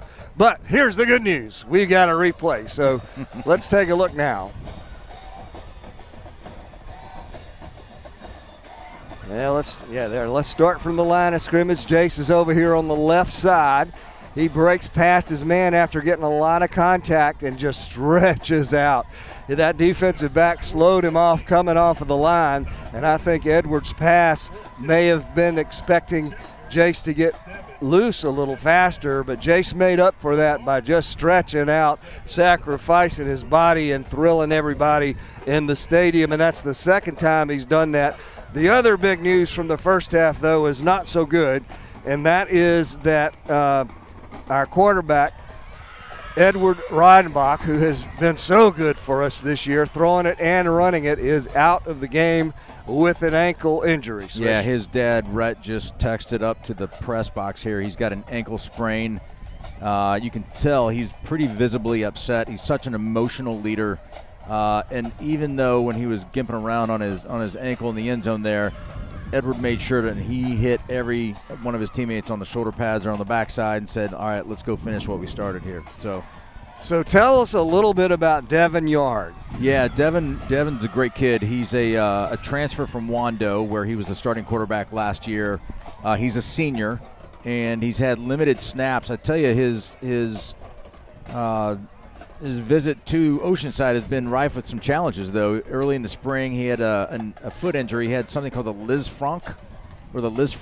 Yeah, those are tough. They're not good. Typically, we hear about those. Some of the NFL guys or college guys have it, and they can be career-ending, let alone just a season. But he had surgery and rehabbed his tail off, and he's back now. And I know he's been a little frustrated because that set him back. But I spoke with him yesterday. I said, you never know when your number's going to get called, and you've got to be ready to answer the bell, right? And so here's his chance. Here's his shot to step in and lead his Land Shark team for the first time coming out in the second half. Well, we're going to all miss Edward and are devastated that he's going to be out with an ankle today. We hope he can get back soon. But it'll be interesting to see Devin Yard back there and how he's able to perform for the Land Sharks. And we're going to receive it here to start the second half, and I think this is the first kickoff we have had. It is. In the ball game. You're right. Let's see who we've got back deep. I know it's going to be Zach Hagan on number 3. And Vaughn Blue, number 24. Yep. Vaughn on the far side of the field. Zach, number 3, closer to us. So here we go. We're starting it with a kickoff from Marlboro County, and it's going to be the up back. I'm not sure who that was. Trey He got Brown. hit hard. It's Trey right at the 27-yard line, number 4. I tell you, the Wiley McCall and I were talking. She's been on the sideline for the majority of the first half, and she said, Robert, it's probably one of the chippiest games that she's heard, with a lot of chatter and talk from the players. And so it's kind of going both ways right now. And I know we've been sideline warned. We've gotten 1, if not 2 penalties for unsportsmanlike conduct, but it's going to be pretty chippy. So that's one factor we want to watch here. If we get another score or 2, these guys are not going to roll over and lay down, Robert. That's for sure. So Devin, who's a big, tall quarterback, number 7 on his jersey, has Vaughn Blue with him back in the backfield, and you think he's probably going to lean on Vaughn a little bit. And that snap was not perfect either. Well, we were trying to get him to jump, and we finally get him to go off sides. Attaboy. Good job, Devin. Good cadence. That'll pick up 5 quick yards, and that's pretty impressive for the backup quarterback to come in and do that right off the bat. Yeah, well, when you interviewed Chad Wilkes earlier in the season before it started, one of the things is that uncharacteristically, we've got a lot of depth at the quarterback position, and they all get good equal reps during practices, and so Devin should be game ready to come in and make a contribution here. So Devin has it, gives it to Vaughn. Vaughn tries the left side. I wasn't the only person thinking he might get that one, and he only picks up an inch or two. That'll make it 2nd and close to 5 still here on this first drive of the second half for the Sharks. We're leading this one 14-0. We're looking over to the sidelines. Trey Brown is in there. He's going to split out to the right side along with Bryce Bennett and Cole Strickler. And I think that's Jace Krafchick all alone over on the left. Another bad snap. And this one he couldn't get a hold of.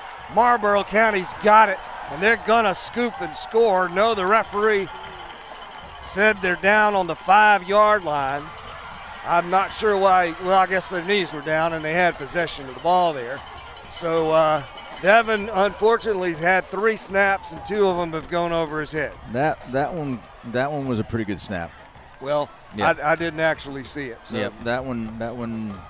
I don't know if he took his eye off of it or what it was, but it was in the vicinity, and so maybe we'll chalk it up to some jitters. But I tell you, not the way we want to start this second half. Not at all. And Marlboro County has got to be thrilled here with their unbelievable field position, deeper in our territory than they've been all day. Bird, the quarterback, keeps it, and man, we're all over him. Max Mormon, Trey Brown, Ben Britton, Timmy Castine, Tez Spawn, half of our team. Pushed him back 5 yards. Gave him a little hello. So now it'll be 2nd and goal, the ball on the 10-yard line. It almost felt like they were pretty ticked off, the defense. They came with a little bit of aggression right there. Yeah, no kidding. It also seemed like they knew exactly what the play was going to be because they were in the right position at immediately the right time. 2 of the guys shift to the left side. Now another one.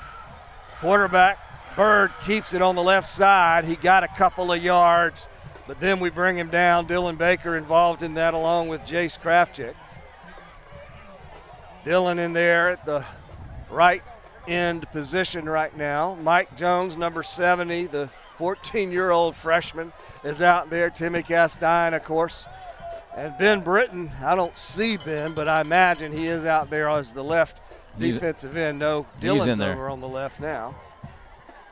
I tell you what, it looks like we are bringing the house, but let's make sure that they don't dump a little pass here on us. All the receivers are looking at the wristbands right now. It makes me think there's something going on that right side of the field. So there's a timeout on the field here. I don't know who called it. Do you? Yeah, it's Marlboro County called it. Big play for them, really. It's a 3rd and goal, the ball on our 8-yard line. And they've been really trying to run it in, and they've had 0 success with our defense very aggressively in their backfield.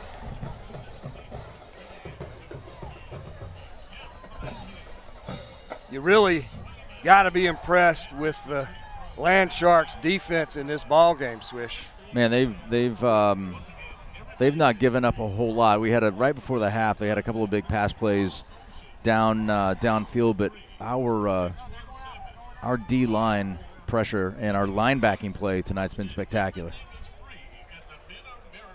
Their pass completion percentage is pretty low. I think it was 3 out of 10 or something like that in the first half. I wouldn't be surprised if they try to go the air, isolate down here one-on-one. The run's not going to work for them right now. So Bird, the quarterback, is going to throw it. He has a man on the right side, number 21, walks into the end zone. He was wide open, untouched. He dropped the ball. He dropped it. You're kidding me. He dropped it. I think he couldn't believe it either. Well, that was Corion Gregg, and he ran on the end zone. I thought he had the ball. Looks like they're bringing their kicker out, number 91. So they're going to have a 4th down, try and put some points on the board. 91, Nick Stubbs is their kicker. I'm going to watch the snap, the hold, and the kick, Robert. Is that Bird, number 6, the holder, their quarterback? Or it is. That 16? Okay, so Bird's in there to hold it, which gives you some pause. Well, I tell you, they're missing a guy. It's so hard without a play clock here. They're letting time tick away here. So So their kicker is ready to put it up. Finally. And sure enough, there's a delay of game. Our coaches up here, they got a clock, and they knew it was about to expire. And that'll help. That's going to push those Bulldogs back another 5 yard and complicate matters for their field goal kicker, Nick Stubbs. So that pushes them to the 13-yard line. They're still going to kick it. Same personnel out on the field. 9:46 to go. We're up in this one, 14-0, trying to hold on to this shutout. We don't really know what kind of field goal kicker this team has. Their punting game is terrible. That one's up. It bounces off the goalpost on the right side and no good. Doink. Yeah, that's the sound you love to hear on defensive special teams for field goals is a doink. A doink. Maybe the old football god is smiling on the Sharks and Devin Brown. Let's get him back on track. What you don't want is Devin to come in. Yeah, Devin Yard to come in and have a confidence issue right now. We've got great confidence in Devin. He just needs to get a couple of snaps under his belt and let's get some yards moving and get a couple passes completed. We'll be okay. You got to figure he's not getting a lot of reps during the week. Well, I'll tell you right now, though, the fact that we had a disastrous play that could have resulted in a much bigger momentum swing. Your boy's back there, I think, Nope, Swish. that is Will Virgilio, number 13. All right, Will Virgilio. Tanner's 13, or used to be. So Will Virgilio is going to try quarterbacking it. Devin with kind of a disastrous start, but I'm sure he'll have more and better opportunities. Hand off to Vaughn. Vaughn tries the left side, trying to get outside, still moving all the way up to the 28-yard line. Give Vaughn Blue an 8-yard carry. 9.5 on the clock here, third quarter. So at least we were able to get that snap to the quarterback, and that's a positive. Right now there's no quarterback on the field. Look. Maybe they're going to do Wildcat. It looks like Vaughn was coming off the field. Now he's coming in and calling the play. It's going to be a direct snap, and that's most likely to Vaughn. I was going to make the observation that our team has run a lot of Wildcat offense with using Vaughn and Jace Krafchick. He just jumped off sides. Yep. He did. Vaughn pulled him right on off, and that's going to give us we only a had first 10. down. We were missing Dylan Baker. Trey Brown's jumping up and down and saying we only have 10, and we're missing a player, and they jump off sides. That was a gift. Dylan runs out on the field blushing. But we got that first down, and Swish, it'll be interesting to see if we stick with the Wildcat. And we are. Vaughn is still in there. Running back as quarterback. Vaughn's got a big hole on the right side. Cuts it back to the left. Got 12 yards on that carry, maybe a little more. They're going to, they gave him more than 12. That's 14 yards all the way up to the 47-yard line of the Land Sharks. I'll tell you what, here comes Jace Krafchick in to take the snap, and we might see a rotation here in terms of direct snaps. And listen, if they can't stop it, we're going to continue to do it. Hey, so far so good. This is working. Jace has got a lot of talent. He's fast and elusive. He's got Trey Brown and somebody else with him right on the right side. He tries to go behind them, but then just right up the middle. And Jace picks up 6 yards or so on that carry. Jace is such a big-bodied kid. He's strong, he's smart, he's fast. Now he's going out, and Vaughn's coming back. We crossed the 8-minute mark here in the third quarter. The other thing we're doing, Swish, is we're using up a lot of clock. Chew it down. It's early, of course, but we do have a 2-touchdown lead, and our defense has proven they can stop these Bulldogs. Vaughn ready, takes it, bad snap now. Vaughn, no, they got it. The black uniforms, Jesus. There were too many of them in the backfield. Vaughn looked like he wanted to run before he got the ball in his hands there. And that's the second time we've had a turnover on a fumbled snap. And go figure. I tell you, it's tough to win ball games when you turn the ball over. This is our third turnover. Third turnover of the game. Very uncharacteristic for us right now. We just cannot get it together. Yeah, this is, I don't know if it's the fact that we've come way out here to the middle of nowhere to play this game, a long bus ride. Maybe that has something to do with it. It's a shame, though, because it's such a great atmosphere. I know I keep saying that, but I love the way this high school is putting on the show here. And they're marching the ball against us here, Swish. I don't know what this penalty was. Yeah, we had a dead ball personal foul. Well, that's interesting. Did you see what happened? Well, I said it just to start the second half here. There's been a lot of chirping and going on back and forth, and we've already received a couple. And then here now we've got a third. So unsportsmanlike conduct. So 1st and 10 now for Marlboro. Again, great field position for the Bulldogs. He gives it to Bridges, number 7, and he's met over there on the right side of the offensive line by number 20 again. Max Moorman. Maxie's having a great game tonight. He really is making his presence known out there. Number 37 runs out onto the field, Yeah. Cale Gilchrist. It's funny, we did that with 10 players on the field. And 33 also, A.J. Zarzaka. So those are our linebackers. As we disguise our defensive lineup, Ben Britton is on your right side. 3 down linemen and a pass rusher on the right. The quarterback wants to throw it. He's got number 16. Ball's out. We've got it. Well, Ben Britton says we got it, and he's right there. And yes, the referee calls that fumble recovery. Max Moorman again. Max Moorman, the defensive player of the game, are pretty close to it so far. And that was a big fumble recovery.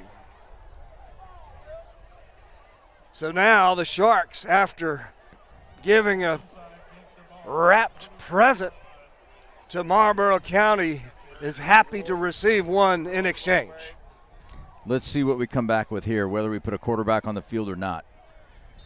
Yeah, it'll be really interesting to see what's going on.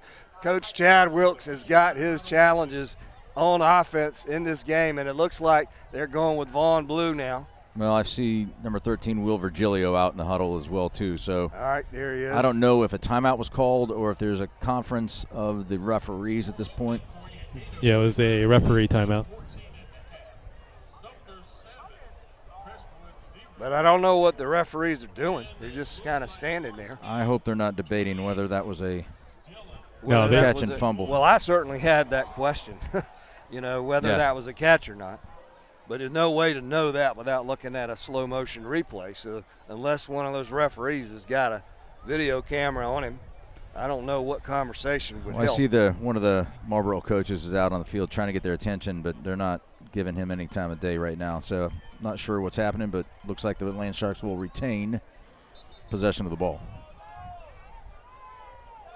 You sure that wasn't a team timeout? Sure felt more like a team call. No, the timeout. it was definitely a referee called the timeout. So all right. I don't know. Didn't make much sense to me. Anyway, Will Virgilio, 13 in there now with Vaughn Blue. Will gives it to Vaughn. He's got room on the right side. Vaughn Blue up to the 50-yard line. He's really fast. Vaughn Blue flags her. No, that's somebody's arm flying. Finally, he runs out of bounds. My instincts are to look for flags the whole time he's running, and thankfully there are none. So Vaughn gets it down to their 20-yard line on one fell swoop. It's about a 30 or 40-yard run. And we're ready to take it now on 1st and 10. We're quickly back up to the line. 6.5 minutes, third quarter. Virgilio takes the snap, gives it to Vaughn. Vaughn drives it about 4 or 5 yards. Ball's out. Ball again out. Marlboro County player has it. Good Lord. He should be penalized for that spike right there, too. That Number 33 on the recovery for the Bulldogs. That's Willie Covington. And we're just playing ping pong, giving the ball back and forth here. 4th turnover for the Sharks. Putting an exclamation mark on the sloppiness, frankly, of this game on both sides. I can't recall a more frustrating game in a long while for us. Boy, just had a snapped off a monster run. Momentum, you got them pinned on their heels and deep in their territory, and then we just cough and give it right back up. I think that's Vaughn's second fumble of the day. Yep. And now our defense is going to try and stop them. The good news is Marlboro County's on their third drive and their field position keeps getting worse. This is a pass completion to number 21, I think, over there on the right side, and it's going to go 10.5 yards, and so that's going to be enough for a first down. 21 is Corian Gregg. I feel like this is going to be a fist fight towards the end of the, like a not a physical fist fight, but you know what I mean. It's going to be a punching back and forth. Whoever's got the ball last. I mean, I'm glad we've got a 2-score lead right now, but man, it doesn't feel good, does it? No, it doesn't. Especially with all the turnovers. Especially with our starting quarterback out now for the rest of the game. We got some challenges here to overcome, but we're leading. And Marlboro County's now got it. Handoff to number 5. He's rocked at the line of scrimmage. Who was that? That was Max Mormon again. Max Mormon really bringing the wood here. That was Maxie. Or Cale Gilchrist. That's what our bill says. It was Cale. It was Max. Well, we can debate that. Both those guys in there doing a heck of a job. The film will show it. Now they've got second down and 10 yards to go as we stopped number 5 right at the line of scrimmage. That's Devonta Tyson. Flags go down. Our guys say it's on them. Maybe somebody moved early. That's what the announcer says. So that'll push the Bulldogs back 5 yards, and yet another penalty in this game. So the first drive of the half for Marlboro County was inside our 5-yard line. Yep. The second drive was somewhere around our 40-yard line. This one started somewhere around their 25-yard line. And now they've got a second down at about 15, 4:22, clock's moving. Bird wants to throw it, completes it to 16. This time he holds on to it. He picked up about 3 yards on the play, and that's Elijah Chalmers. Again, that closing speed from Zach Hagadon. It's going to be tough to complete a pass and get any extra yards on Zach's side with that speed. So our defensive line right now is Timmy Castine, Ben Britton, Dylan Baker, and, of course, number 40, Timmy Castine. We got a lot of linebackers, a couple linebackers pretty close to the line here. It's going to be a 3rd and 13. You figure they're going to throw it. They like to do some of these shorter passes and some running room. Bird rolls out to the right side. It's gone downfield. It's completed. It's not going to be enough for a first down, though. They picked up about 12 yards or so on that throw, and that's going to give them a 4th down and about 4 yards. They're going for it, I think. Hard to say because number 6 is their quarterback and their punter. It looks like he's going to punt it. Not an easy throw, great catch, good play for the Dogs. But Bird's ready to be the quarterback, not the punter right now. So he's got 2 guys wide to the left, 1 to the right. He's got a running back with him in the backfield. He's going to throw it. Number 2, I think. I can't tell that either. 20. It's 20. He gets it all the way down to the 26-yard line. Man. Of the Land Sharks.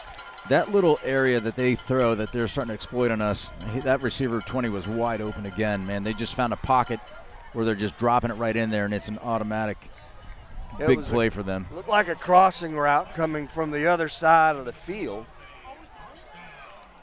Are you sure that was 20 and not 21? It was 20. Well, that would be Christian Paguro.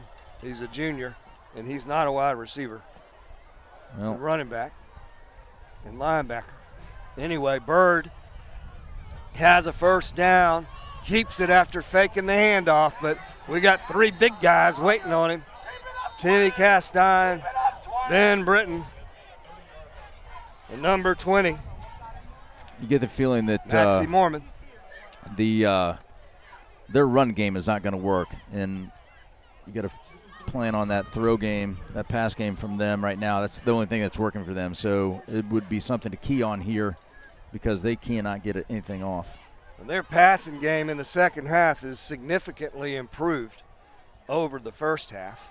They still want to run that quarterback first if they can. Bird, the quarterback now. He's got Tyson with him in the backfield. Wants to throw it over quickly to a receiver on the right side. Flag down in the backfield. Should be a hold. Looks like it's going to be a hold, and that'll push him back to a really long third down. Okay. 2:08 to go here, third quarter. I'm okay with them calling a hold against them. Yeah, it's a refreshing change. We got ambulances over here on the right side of the field. Not sure. Got them all over the place here. Yeah, they really are. There's a bunch of first responders down the road here. Looks like a car accident. We declined the penalty, so that'll give them a 4th down and 15 to go. I don't know about that one. It's actually 3rd down. 3rd down, you're right. I don't know why you declined that penalty. I guess because you want them to have 3rd instead of 2nd. But it would have been 2nd and 25. Now they got 3rd and 15. They're going to go with 3 wideouts, 1 H-back. Quarterback's going to throw it all the way. He's pressured. Flag goes down. The ball goes over on the track, I think. I'm having trouble seeing the ball for some reason tonight. We're pretty far up. This might be an intentional grounding, Robert. He was still inside the tackles. That one was thrown 10 yards out of bounds. At any rate, the referees are having another conference on the other side of the field. We don't know what they're talking about. 2:02 to go, though, here in the third quarter. We're up 14-0.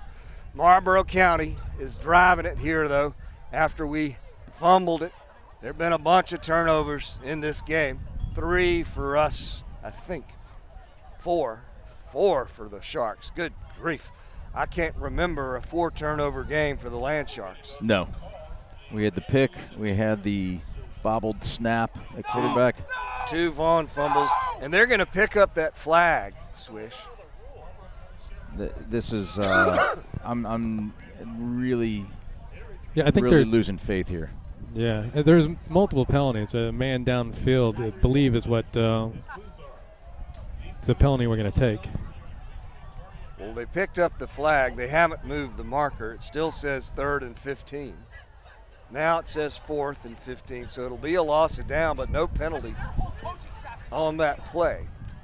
So Timmy's running out there. We got some personnel confusion. Mike Jones running off. How can their entire coaching staff, not entire, but half their staff is on the field? Look, that guy's way out, even almost by the hash mark. I'll tell you who else is on the field. Number 78 for the Land Sharks. He's played a little defense for us early. Now he's back out there again. Legal receiver downfield. Declined. So now it's going to be 4th down.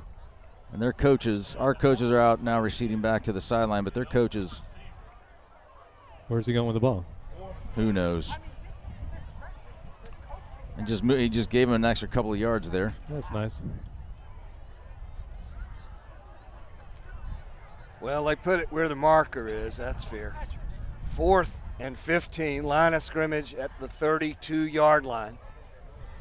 Well, just like how long has this taken to figure this out? At least 2 minutes? Yeah, long time. Again, I'm a big rhythm guy. This thing it's not working out well here today. And some people have a long drive ahead of them tonight as well. Man. So here we go. It's 4th down. Their coach is still on the field. They're going to punt it, it appears.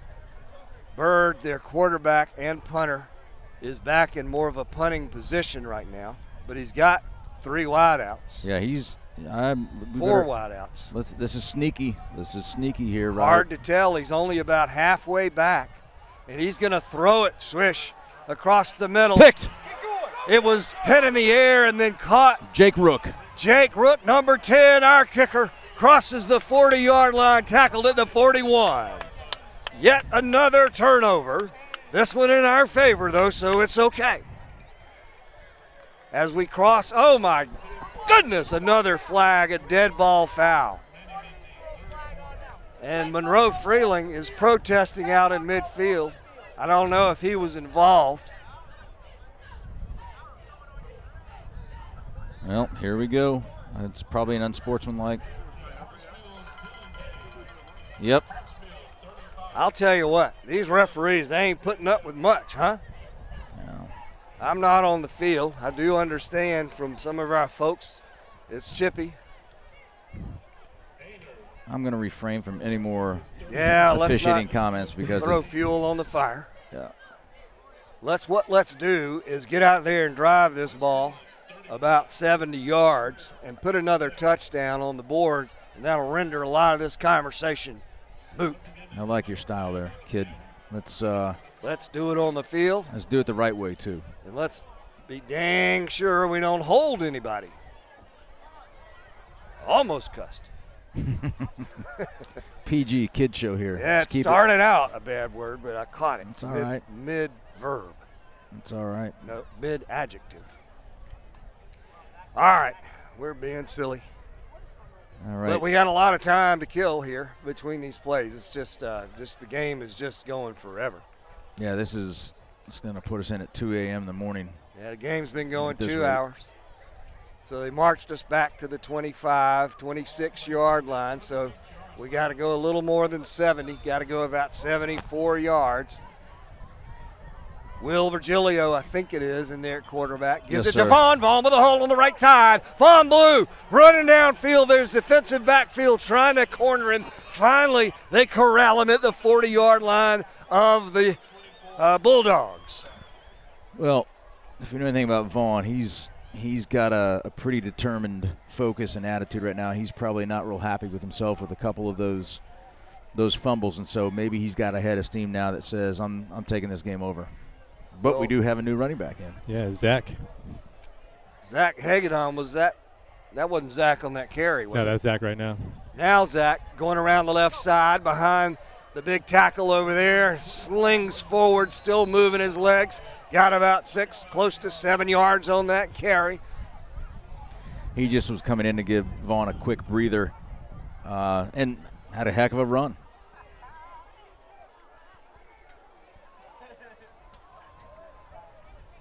So it looks like we may have a new center in. Ben Britton is running off the field. We got Monroe, It's still Eddie P. Freeling, and Finn Johnson on the left side of our line. Now on the right side, we have a new right tackle. Not sure who that is. Well, you got Timmy Castine and Owen Millard on that side. Will gives it to Vaughn. Vaughn has the first down. Flag comes in late. And number 17's calling on us, and sure enough, the referee indicates a hold. That's going to nullify a first down. Good grief. I don't know if I've seen so many flags. Well, I love me some Oceanside football, but I would be happy to get this game over with tonight. Yeah, I mean, we got our 2 touchdowns. We're shutting them out. You know, all the frustrations are because we haven't gotten 2 or 3 more touchdowns, frankly. This is going to be a challenge for us, second and about 15. Will Virgilio still out there. Our quarterback, Edward Reidenbach, injured at the end of the first half, hurt his ankle, out for the game. So Will takes the snap, gives it to Vaughn. Vaughn has room on the left side, crosses the 30, 25, 20. Vaughn finally tripped up and brought down at about the 17-yard line. Was that Monroe that tumbled that guy about 10 yards downfield? Monroe could flat out lay a block, I'll tell you that. Man. So I'm trying to figure out, so you said it. Timmy Castine is out there. He took over for Ben Britton over on the right side. He's probably in the guard position. But we're running it clearly behind Monroe Freeling and Finn Johnson. And the third quarter comes to an end mercifully here in Marlboro County, where we got red lights and blue lights and sirens and penalty flags and turnovers and all kinds of stuff. But when the dust clears, we're up 14-0, and those numbers are all that matter. Well, Vaughn is on about the far side 15. I think he might be cramping up a little bit or something happened there. I'm just glad to see him pop right back up and walk it normally looks like there. He's walking okay there, Swish. He's drinking. Yeah, I think he might be a little cramped up. So we're going to flip sides of the field here as we enter the final segment of the game. We're coming in with a 14-point lead, which is not as good of a cushion as certainly you would want to have. But well, I'll the tell good you, news is Marlboro County really hasn't been able to put it in the end zone. we've given them a lot of opportunities. I want to say hello to Principal Christina Brown. She's listening and watching in tonight, Robert. Hello, Ms. Brown. We could use a little Principal Brown mojo at this point. Has she got that? She's got a ton of it. All right. We just need it here. So send some north. Good to know when your top administrator's got the mojo. I tell you what, pretty good competitor back in her day, some collegiate athletics. She's probably got more fire and feistiness than old Coach Wilkes. Jace now in. We're going to do Wildcat, strong right formation inside the 20. Jace keeps it. Oh, my goodness, he was caught from behind. He had some running room in front of him, but that number 17 is a heck of a player. Marte Simmons. He's been all over the field. I'd say defensively for them, he's been the standout. And good news, Vaughn Blue now coming back out on the field. Looks like we're going to stick with the Wildcat, which is, I think, a pretty good call here on this position on the field. Hey, this is put the hand in the dirt, line up, and you know what's going to happen here. It's just who can out-execute the others. Adds one more blocker to your scheme. Vaughn looks for room on the right side. It closes up pretty quickly. Short gain, maybe 2 yards on the play. So now we got a 3rd down and 7. Jace, that's Will Virgilio coming back out along with Jace Kraftchick. So likely a throwing situation here. Somebody's got to go out. There we go. Let's see. Mike Jones? He just ran off the field. That was Timmy. All right, I guess I just couldn't read his number. No, Timmy's back on.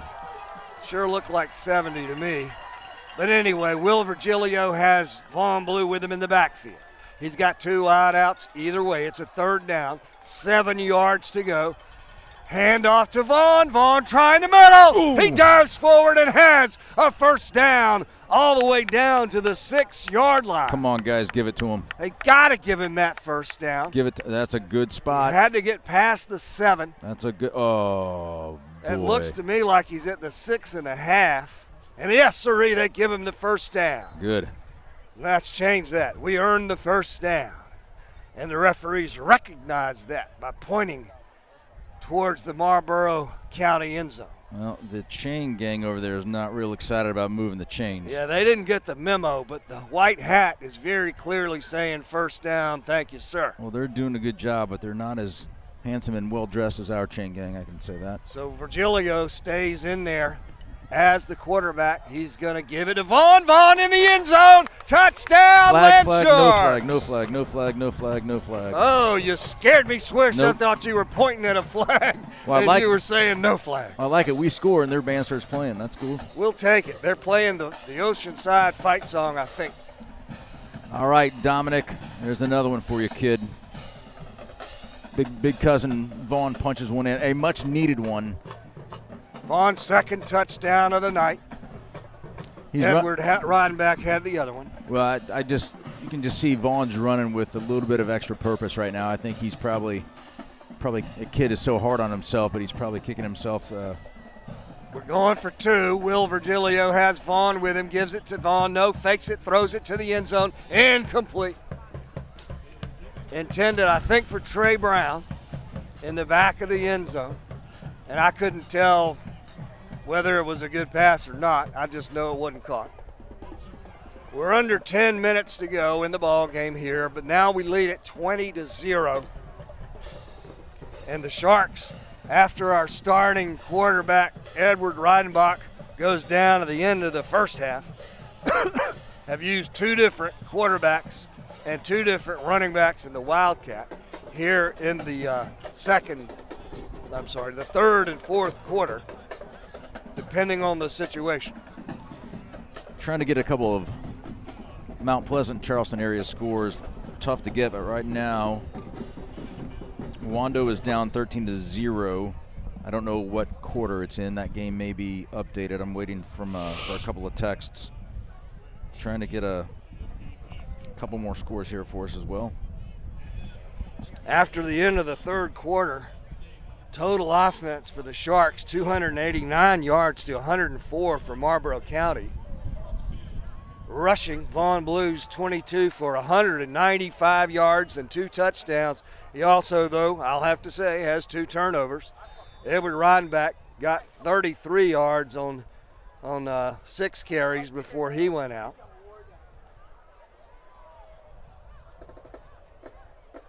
As we get ready to kick it off,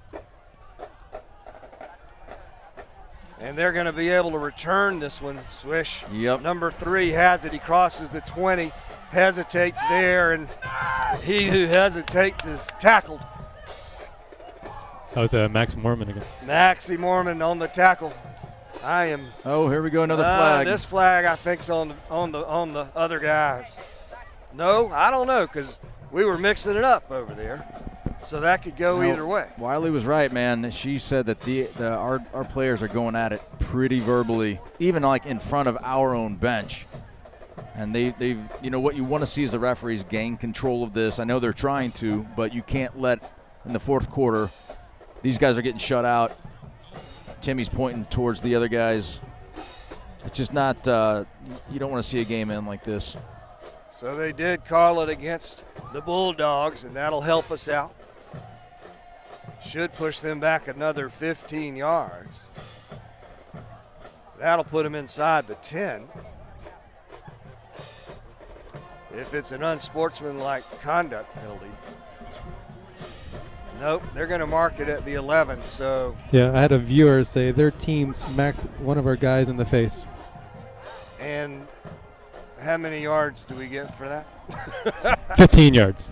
It didn't look like 15 to me, but maybe I was just probably miscounting half the distance to the goal. No, that wouldn't be right, because it wouldn't have put us in the end zone. But whatever. 1st and 10. We're on. They're on their own 12-yard line, and we're going to see if we can hold on to this shutout here in the fourth quarter. We're missing somebody. 9:45 on the clock. Timmy just came off the field. We're on with 10 guys. Well, they were able to take advantage of that by picking up 10 yards. Oh. 1, 2.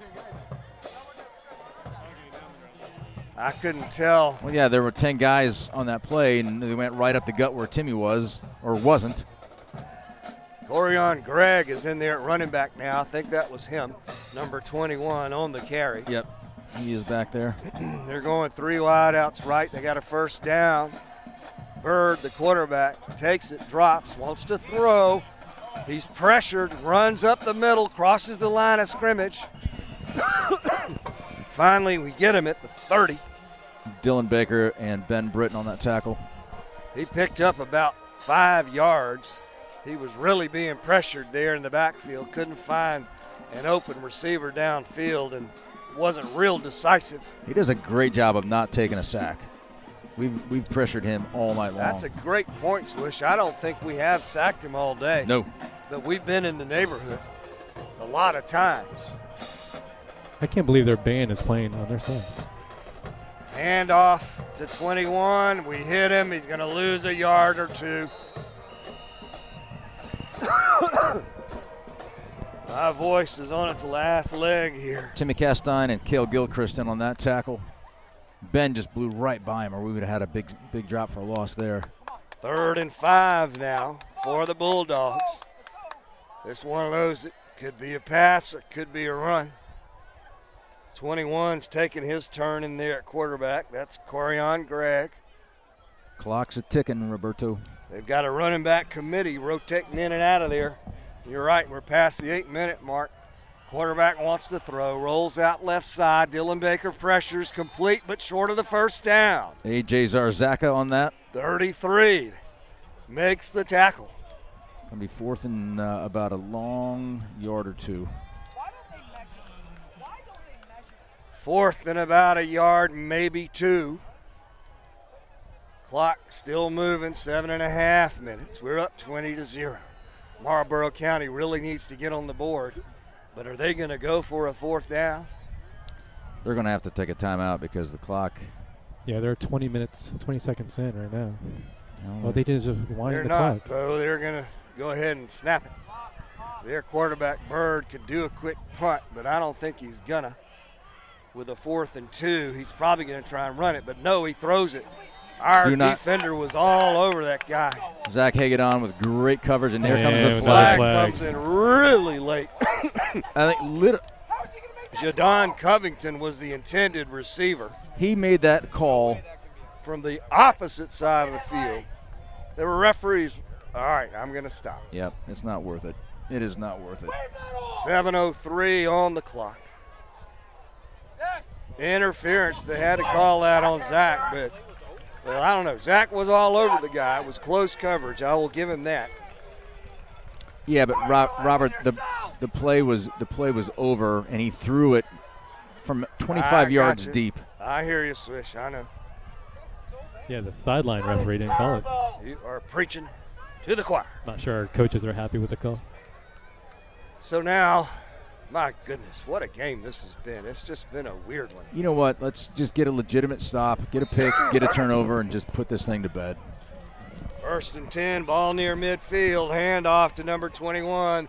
He's doing twirly-whirlies, but we got 5 white uniforms all around him, and Corian Gregg is unable to bust out. It seems like the more aggressive our guys they've got to be pretty irritated at this point. And the more aggressive we play, it just seems like we cannot catch a break. 2nd and 12, they lost a couple. The volume went down on my headset. I don't know if anything happened over there, Scott. At any rate, that's all we need is for our equipment to go out. It sounds good now. Thank you. So Bird, the quarterback, looking at 2nd and 12 or 13. Throws it over to Gregg, number 21. He has it. Crosses the 25, 20, 15. Gregg takes it all the way down to the 13-yard line. And I'll go back to the interference call. It should have been a turnover on downs. All right, so now they're in our red zone again. They've done that, once if not twice. Once and not been able to capitalize. So the ball's going to be spotted on the 15-yard line. No, yes. They're going to have a 1st down. 6 minutes and 9 seconds ticking. They have been in the red zone a few times today and have not cashed in. This time it's a handoff to number 5, and he's unable to cash this one as well. He lost about 1.5 yards on that one. That is Timon Bird. No, that's not Timon. That's Devonta Tyson, number 5, the running back. He's still in there. Let's see the Sharks take a stand here, Robert. There's that number 20 out there who you were talking about earlier, and he's the H-back. So that's the guy that he did a little out route before. He's doing it again. Bird wants to throw it to him, but he's just not open.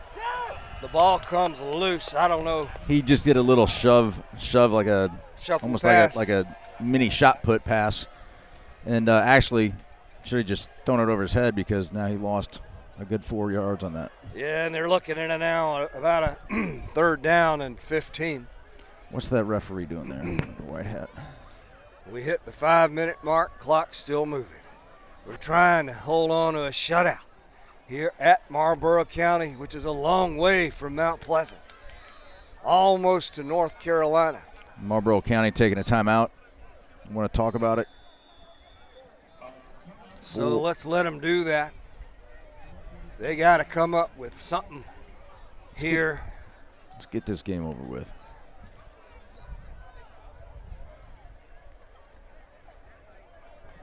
Hey guys, I panned around earlier. Just what an odd night. We had ambulance stuff going on down here, then still that big event. Something bad's going on over there. It's just we have the full moon going on. Yeah, those lots of ambulances and fire trucks and police out there had been there for the whole game. Yeah. It's just been a weird night. And And we really are out in the boonies. I mean, you don't see much but this high school and this field out here. When you're driving into town, though, I noticed there's let's see if I can get my phone and give you a fun fact. When you're driving in, I noticed the sign. I'm a history major, so I take note of these things. And on the left-hand side was a sign that said it was to Kolb's. I can't remember what it was. Something like Kolb's grave. Tomb, that's what it was. Kolb's tomb. Turns out Abel Kolb was killed in the Revolutionary War in that area after he surrendered to the Redcoats. They killed him. Wow. And he's buried over there. So Marlboro County now looking at a 3rd and 14. Bird, low snap, pressured. How did he get out of that? How did he get out of that? And he's still on his feet, Swish. Bird all the way down to the 12. I don't know how he did that. I don't either. I mean, I'm going to quit calling him Bird and start calling him Houdini. Yeah. We had him dead to rights. That's how I said he's just very elusive at avoiding the sack. I mean, really, I couldn't tell which of our two big guys had him sandwiched. Yeah. But he was in the backfield. Regardless, though, he could only get a little bit. Probably got 8 or 9.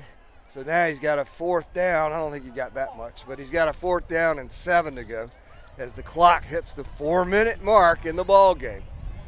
They have not tried any, recently any downfield passes. Let's see if they try to take a shot in the end zone here. Bird, another low snap, fakes the handoff. Got him. He keeps it. I think I would just have Bird running every time. He gets it inside the 10-yard line. That's, of course, not going to be enough for a first down. Well, Robert, I've got an injury update. Owen Millard, one of our offensive linemen on the right side, is out for the rest of the game with a potential meniscus tear. Oh, my goodness. You never know a knee injury what it is, honestly, though. They're going to have to do an MRI. That's coming from his pops up here on top of the press box. Let's hope you're right. Maybe it's just a bad sprain or strain or something. Yeah, you hope for that. You and I are getting to be too familiar with knee injuries right now. I feel like I'm an expert on it. So let's see who we got in there. Ben Britton, Mike Jones is in for Owen. So the clock's at 3:43 to play. We just took it over on downs, hand it off to Vaughn. We need to get a couple first downs here. That was A.J. Johnson. Vaughn's coming in now. Next time I come here, I'm going to have to bring binoculars because we are way up here. It's high. I see Gavin Gaspar into the game now, number 14, wide left. Will Virgilio still in at quarterback. A.J., I think, is still in the running back. He is. 2 wideouts either way. Will getting some valuable snaps here. Back to throw it. Doesn't see anything downfield, wants to run it. Ooh, man. He is sandwiched at the 16-yard line. Well, he did a good job of going down and sliding and giving himself up, and he did it in bounds, which is keeping the clock rolling, which is a good thing. And Gaspar goes out.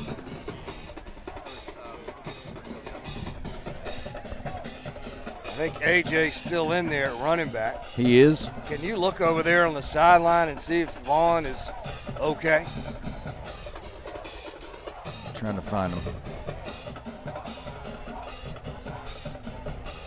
Yeah, I see him just on the sidelines. Yeah. He's fine. I see Tez Spawn doing a little jig dance over there. He's moving and grooving. Now there's a timeout. We're heading over to the sideline. We got is it a 3rd down now? It is a 3rd and about 4. 3rd and 4. Boy, I'm taking a look over at Edward, man. I feel bad for the guy. He is on the bench with his leg propped up with a crutch.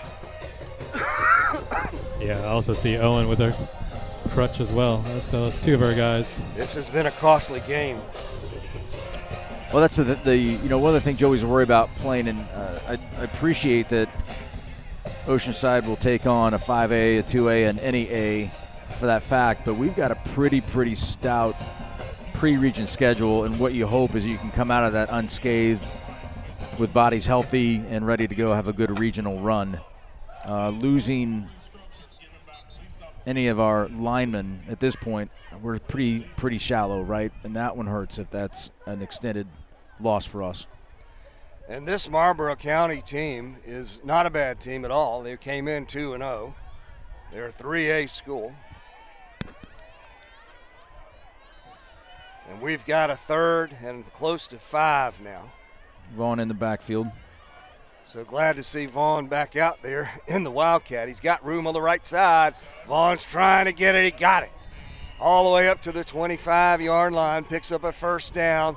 Clock is going to cross the 2-minute mark here in just about 6 seconds. Milk this thing. And we're sending a lot of people in and off the field.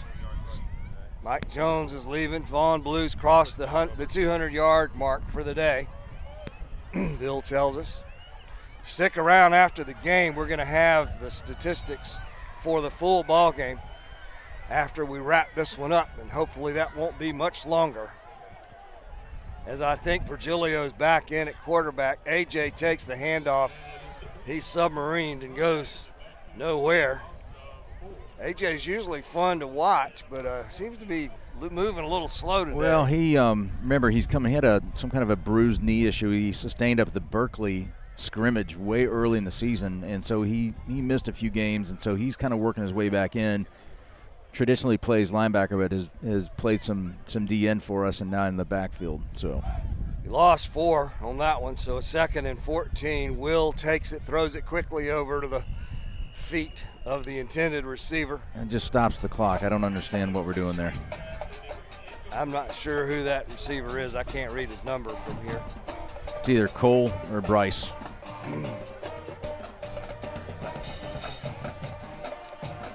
So we're just letting the clock go here. Actually, it stopped. Well, it's an incomplete pass. That's why I was saying let's just run the ball and run the clock out. Yeah, good point. So now you've got Cole. Oh, who is that? Cole's on the right side. That's Devin Yard in for the carry. He faked the handoff. Devin keeps it up to the 25-yard line. It would sure be nice for Devin to get a few more plays in. The clock didn't even start either. No. And it should still be going except for the penalty. Well, they gave us a hold, and no time came off the clock. Yeah, that's convenient. I mean, we did, at halftime, looked at a couple of plays where holds were called, and there were holds. Well, yeah, a couple were legit, a couple were not. But again, there should have been at least 10 seconds clip off that, and so I don't think it's malicious. It's just guys running the score and the clock are probably as tired of it being as sloppy as we are, right? So yeah, it ain't going to matter. I mean, Marlboro County ain't going to come back and win this game.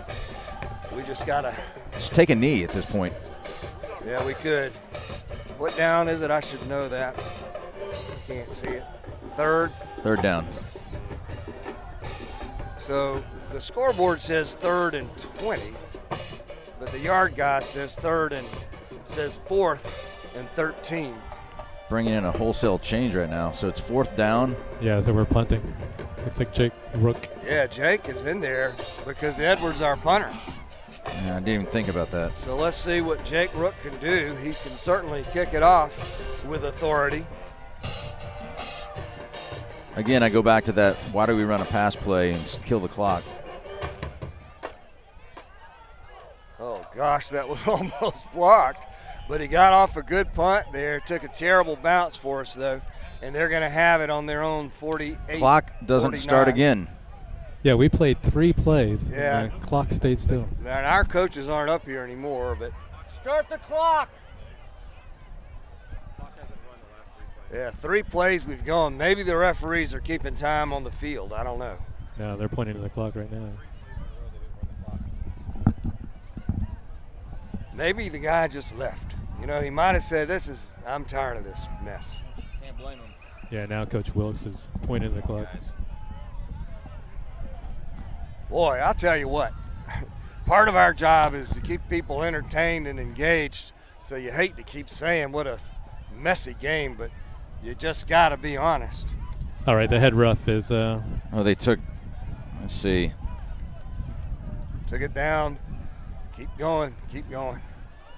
53, 52, 51. Well, that was precise. 50.7 now. I'm really Close losing the voice here. Close enough. Y'all feel free to talk as much as you'd like. All right, Yard still in at quarterback. He's got it 1st and 10 right at midfield. That's a hold Again, on 54. Pressure. Ben Britton has lived in that backfield. And finally, oh my goodness, he still didn't get sacked. Swish. He was able to get 1 yard out of that. Pretty impressed by that kid. He's pretty good. He is pretty good, you know. If he'd been able to complete a few more passes in the first half especially. Yeah. They don't look like they're in a hurry to run a play. It's 22 seconds, 21, 20. Yeah, they're going to let it go. We're going to have the final stats here. And I can tell you, there's been a lot of talking in the last couple plays. And I'll tell you what, Swish, do you mind doing the stats? Because I got you, my man. I want to preserve what little voice I got left. Deep throw downfield just over Vaughn Blue's head. Yeah, they just let the clock run out. They're like. That's going to be it. And as strange and frustrating a football game as you'll see. But thankfully it's over and we've got 20 points and they've got none. And I'm excited for the 3-hour drive home. So, all right, thanks to Bill Sandvig, our official statistician of the OCA Sports Network. Oceanside Collegiate total offense, 304 yards to Marlboro County's 167. We had an even number of plays, 55 to 53. From a passing standpoint, we had 76 yards. We were 7 of 14. And Marlboro County, 138. They were 10 of 21, Robert. Rushing yards was the difference, 228 to 29. Wow, Receiving, wow. yeah, it's that's just a big stat right there. That's it. Penalties, 9 for 100, 9 for 70. Man, it felt like 99 for 1,000. Fumbles, we had 4 fumbles. We lost 3. We had 1 pick. They lost 2 fumbles, had 1 pick. Ugly on turnovers. And then, for first downs, we had them edge them 18 to 11. Just a weird game. Bill, thank you for that, brother. We don't know exactly the number of penalties because those are kind of hard to keep track of on this software. Yeah, let me give one more stat. Thanks, Bill. Vaughn Blue, number 24, had 24 attempts for 205 yards, averaged 8.5 per carry with 2 touchdowns on the night. He's always our boy, Blue. Yes, he is, and we can only hope, cross our fingers, that Edward Reidenbach is not hurt too bad with that ankle. He's out today. He's gimping on the field with a crutch, but he's out there waving the towel. He's not giving up the ship, Robert. Yeah, he looks okay to me. Well, let's get that thing on ice and get it under control here, and let's get him healthy. What are we looking at next week, Swish? We are looking at a big fat nothing. We were supposed to play Legion Collegiate, and they pulled the plug on us in the season. We didn't have a contract and no recourse there. However, our JV squad, thanks to Coach Andrew Niemeyer, has got a JV game at Ashley Ridge on Wednesday night. So unless a miracle happens and a game plops in our lap, it's not going to happen. Our next game will be at home in 2 weeks against Sumter, 5A, perennial powerhouse. So maybe we'll get those 2 weeks to get Edward all healed up there. Boy, that's going to be a big game. We hope you will all join us then. But for right now, I'm Robert Brunson, along with Chris Swisher, our producer and sometimes talker, Scott Kraftchick, and Bill Sandvig, our OCA Network statistician. Give Dion Welch some help, too. He's our huddle master. Correct. Thank you, Dion. It's a team effort, and we'll be with you in 2 weeks. And, of course, next week.